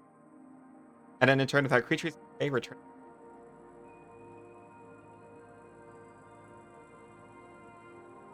Jane definitely actually didn't slander you. Cassie, you're probably listening the whole time. That plus the 1 artifact that makes things enter untapped breaks that card so fast. Yeah.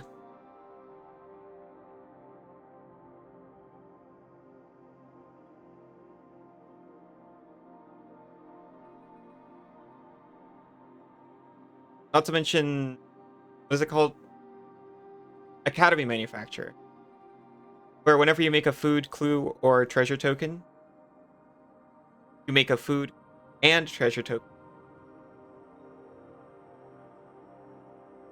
So whenever you sacrifice a food, Nuka-Cola goes to make you a treasure token, but assembly manufacturer is like, no. You also want a food and a clue instead. So then you just keep getting, yes. And if you just have a way to sacrifice, if you have like a Park Clan Ironworks, which an artifact where you sacrifice an artifact and get colorless, or anything else that lets you sacrifice a food for free, you just keep sacrificing food and you just keep getting treasure tokens in. You don't even need to untap the treasure tokens to get infinite mana, because if you've got Park Clan Ironworks, you have access to infinite artifacts to feed it for mana.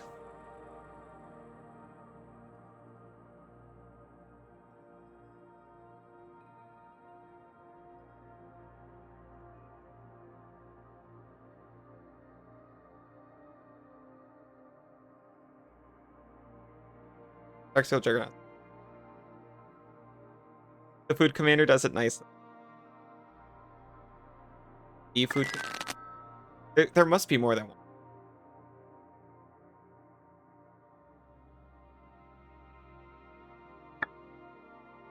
Dodecapod is interesting. Feels too expensive. Is that the one where if you discard it by force, it comes into play anyway? We gotta play it together again sometime. I'm passable at this, I admit.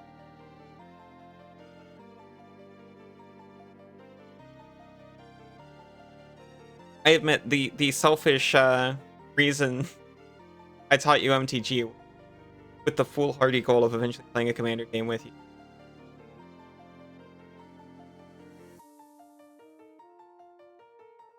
If your opponent causes you to discard, it comes into play with counters, but it's a 3/3 for. We can sacrifice to get colorless, or we can sacrifice colorless to get treasure. We sacrifice treasure to get colorless, which is a... Well, no, you have to get a colored mana. We'll sacrifice things for colorless. I'd sacrifice a lot. Mirror Enforcer.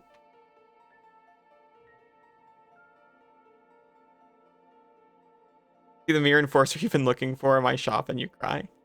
Didn't even know. Aether Vial. You may put a creature card with mana cost equal to the number of charge counters file from battlefield. What were they? It's a good thing I didn't just roll this away.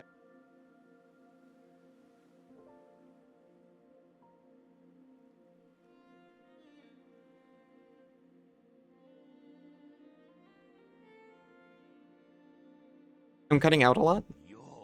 I'm sorry. You started playing, you'd abandon me and leave me with an expensive hobby? I would never!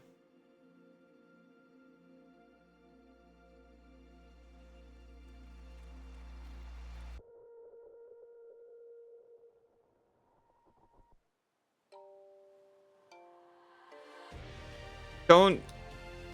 I would feel so bad if you started spending money on MTG, Cass. Don't worry, we'll play on Tabletop Simulator and Forge.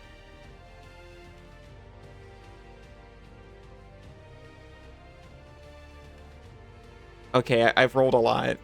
Still know the rack. Make the same promise you did. Don't buy the cardboard crack. Don't do it. I made that promise too. I don't have a bundle of foundations over there.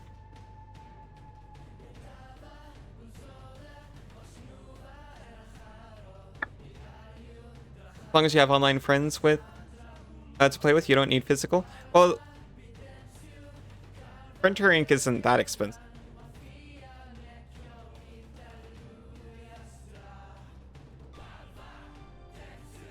I got some websites I can show you too if you want a little higher quality.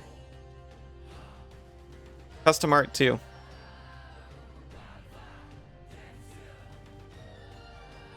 The world is your cloister.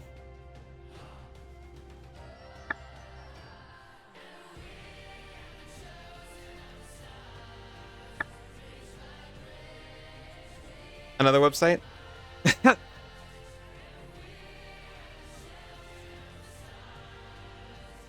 For proxy cards.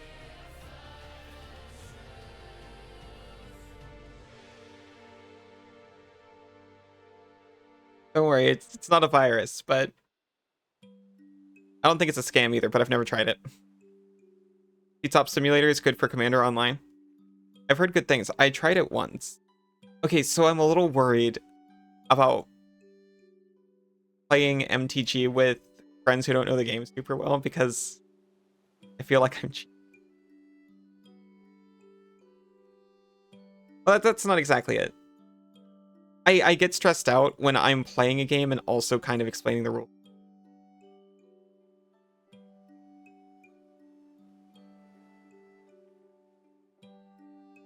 There's no official website for Pokemon Fusion. Use the official Discord. That's true. It's true. I've never tried it. Well, what I do for proxies is I print them off in paper and I put basic lands in a sleeve and then I put the paper in front.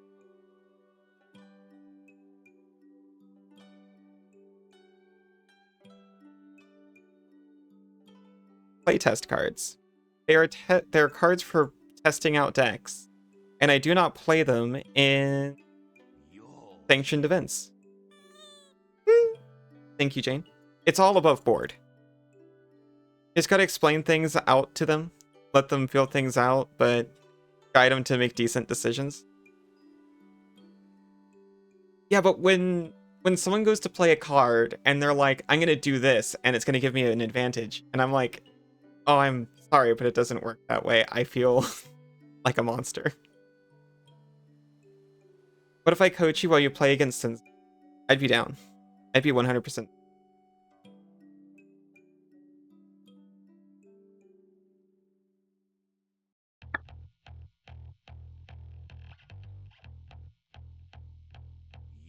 I am not the greatest. But thank you for thinking. Thank you for the head pats cast. Oh no. Thank you for the head pats, Isa.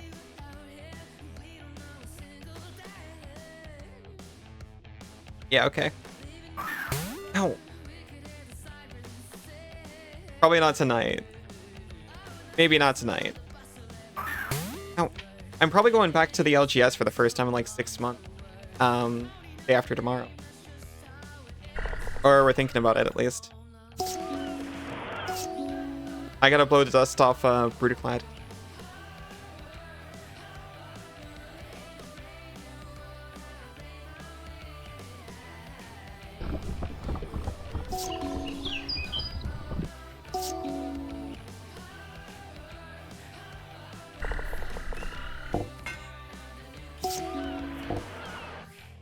This is an angel in green and blue. Becomes day. Whenever day becomes night or night becomes day, you gain 1 life. You may draw a card. If you do, discard a card. Add 1 mana. If it's night, it becomes day. Otherwise, it becomes night. Always feels bad to actually, yes, exactly.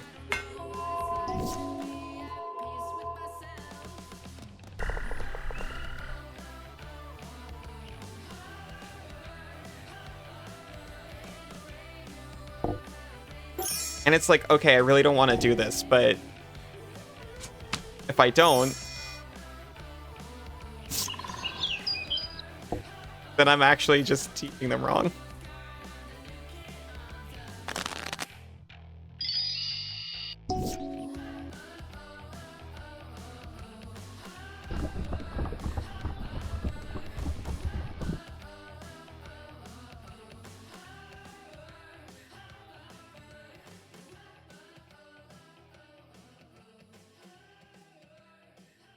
Or to draw 2 cards.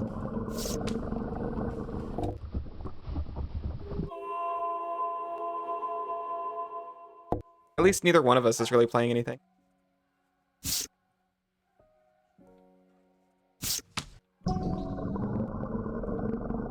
Hey, you want him to learn the right way. An asshole about it. Yeah, exactly. You need to eat more slowly. Are you doing okay?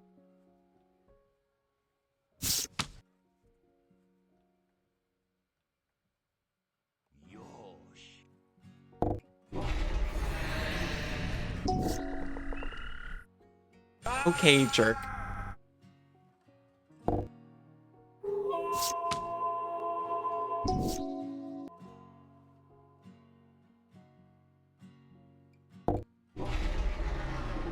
Fine, but you devoured that sandwich. Kind of heavy.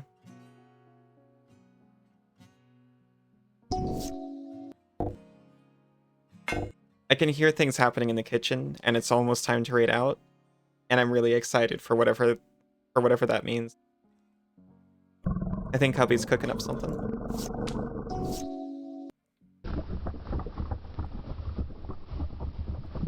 All you have is mana. Mana and life gain, I suppose, and card draw.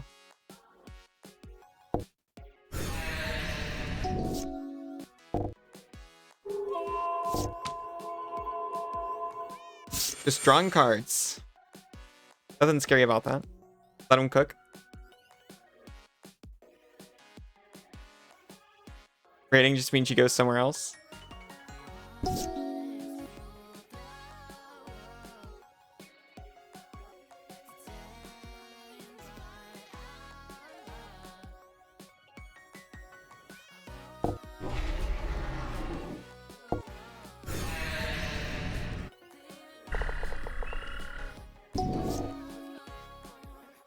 Each creature you don't control. How dare you?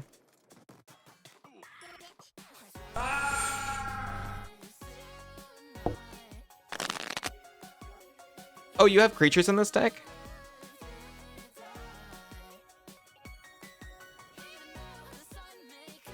But what if I dreadbore it?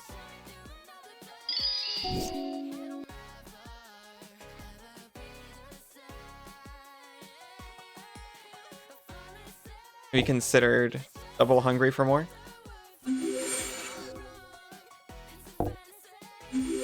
Rated to take 6 damage.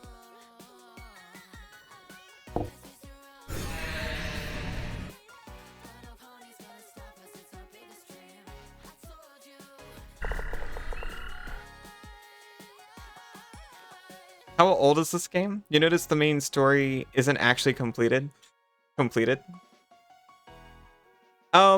The game is exactly as old as me. A tiny bit older. It came out in 93. I came out in 94. And then again in like the 2000s. And then I came out for the last time probably in like...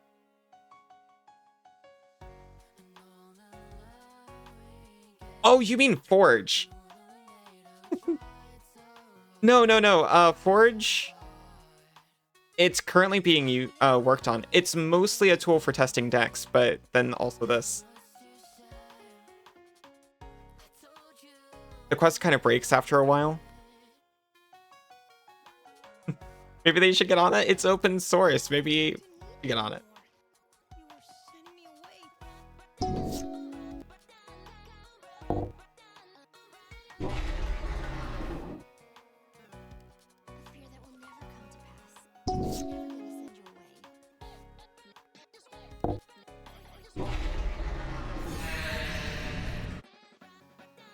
What if I dreadbore it? I wrote that when you said it was half a century old. Did you just call me half a century old? I thought you were talking about MTG in general.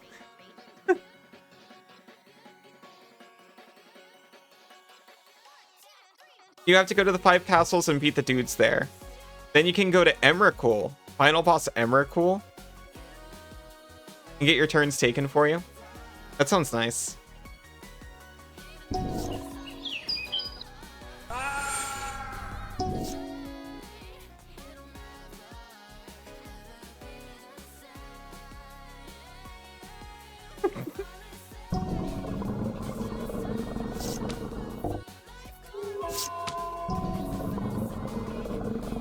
Wouldn't want me to take the wheel.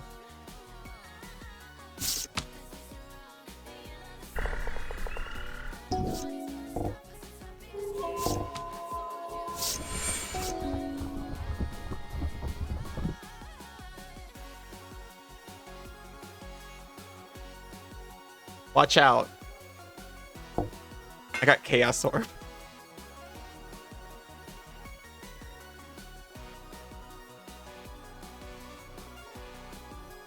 I'm gonna do it.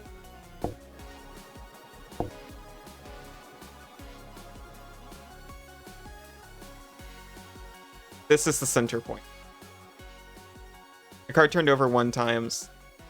Card landed on Chromatic Lantern. What? I wanted this and also maybe that. How is it more accurate when it turned over 4 times?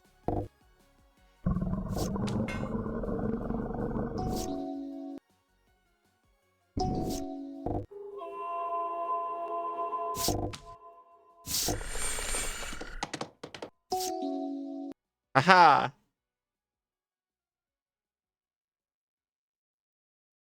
Okay. Hold on. But you keep killing everything with. Deals 4 damage. Okay, that's bad. But how many more could you possibly have?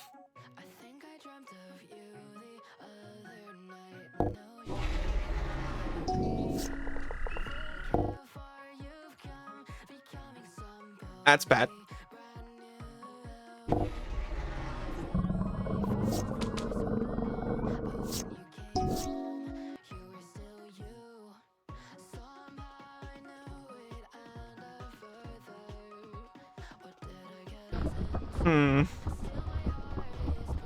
I really wish you hadn't done that. Go ahead. Play your next pathetic card. And play one for free, why not?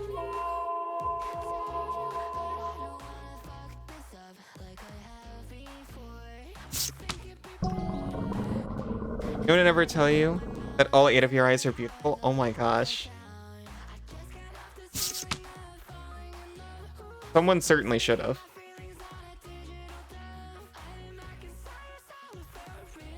Is it only 8 eyes though?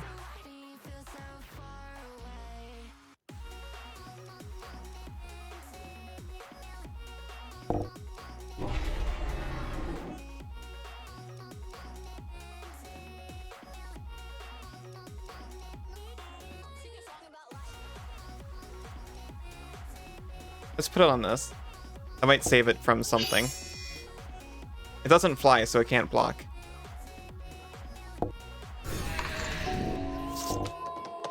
For each creature that isn't all colors? How dare you?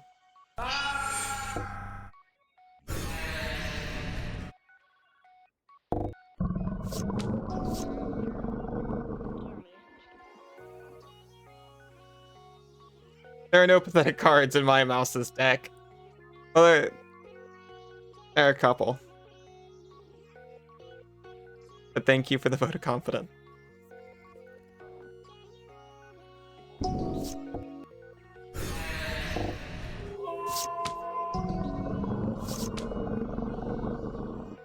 I think they wore me down.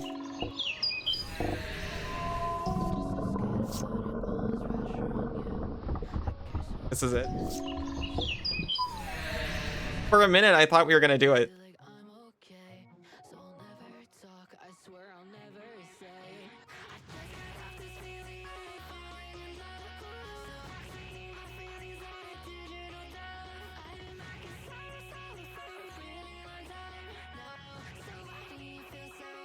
It's okay, we still get to turn in a quest. Still get to end on a nice...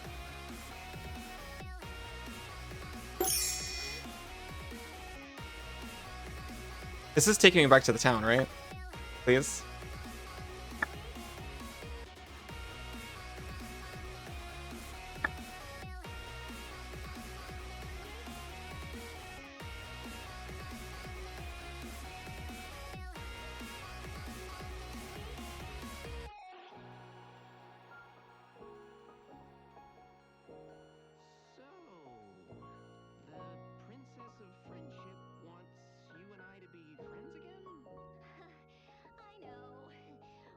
I was actually getting kind of worried. This is not it? Wait, actually, Apothecary Shrine. I guess we did it.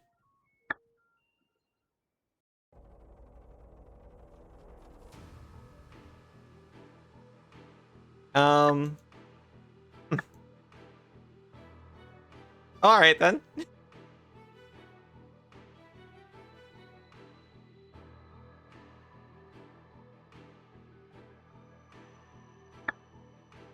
We did it. We achieved the quest. We know that because it got cleared.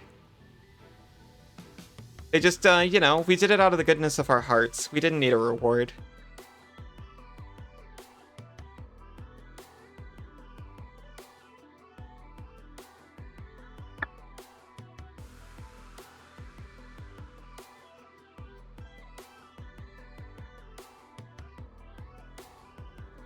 Energy chamber. I ran this with Arcbound creatures as a kid. And chimeras. I can't remember what set they're from, but the chimera artifact creatures that give each other like +1/+1 tokens and keyword abilities.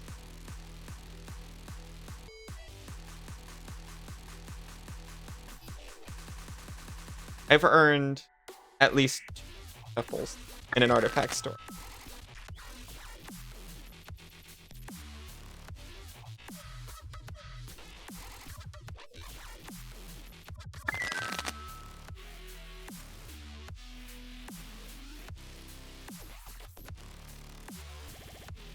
Luck bobblehead.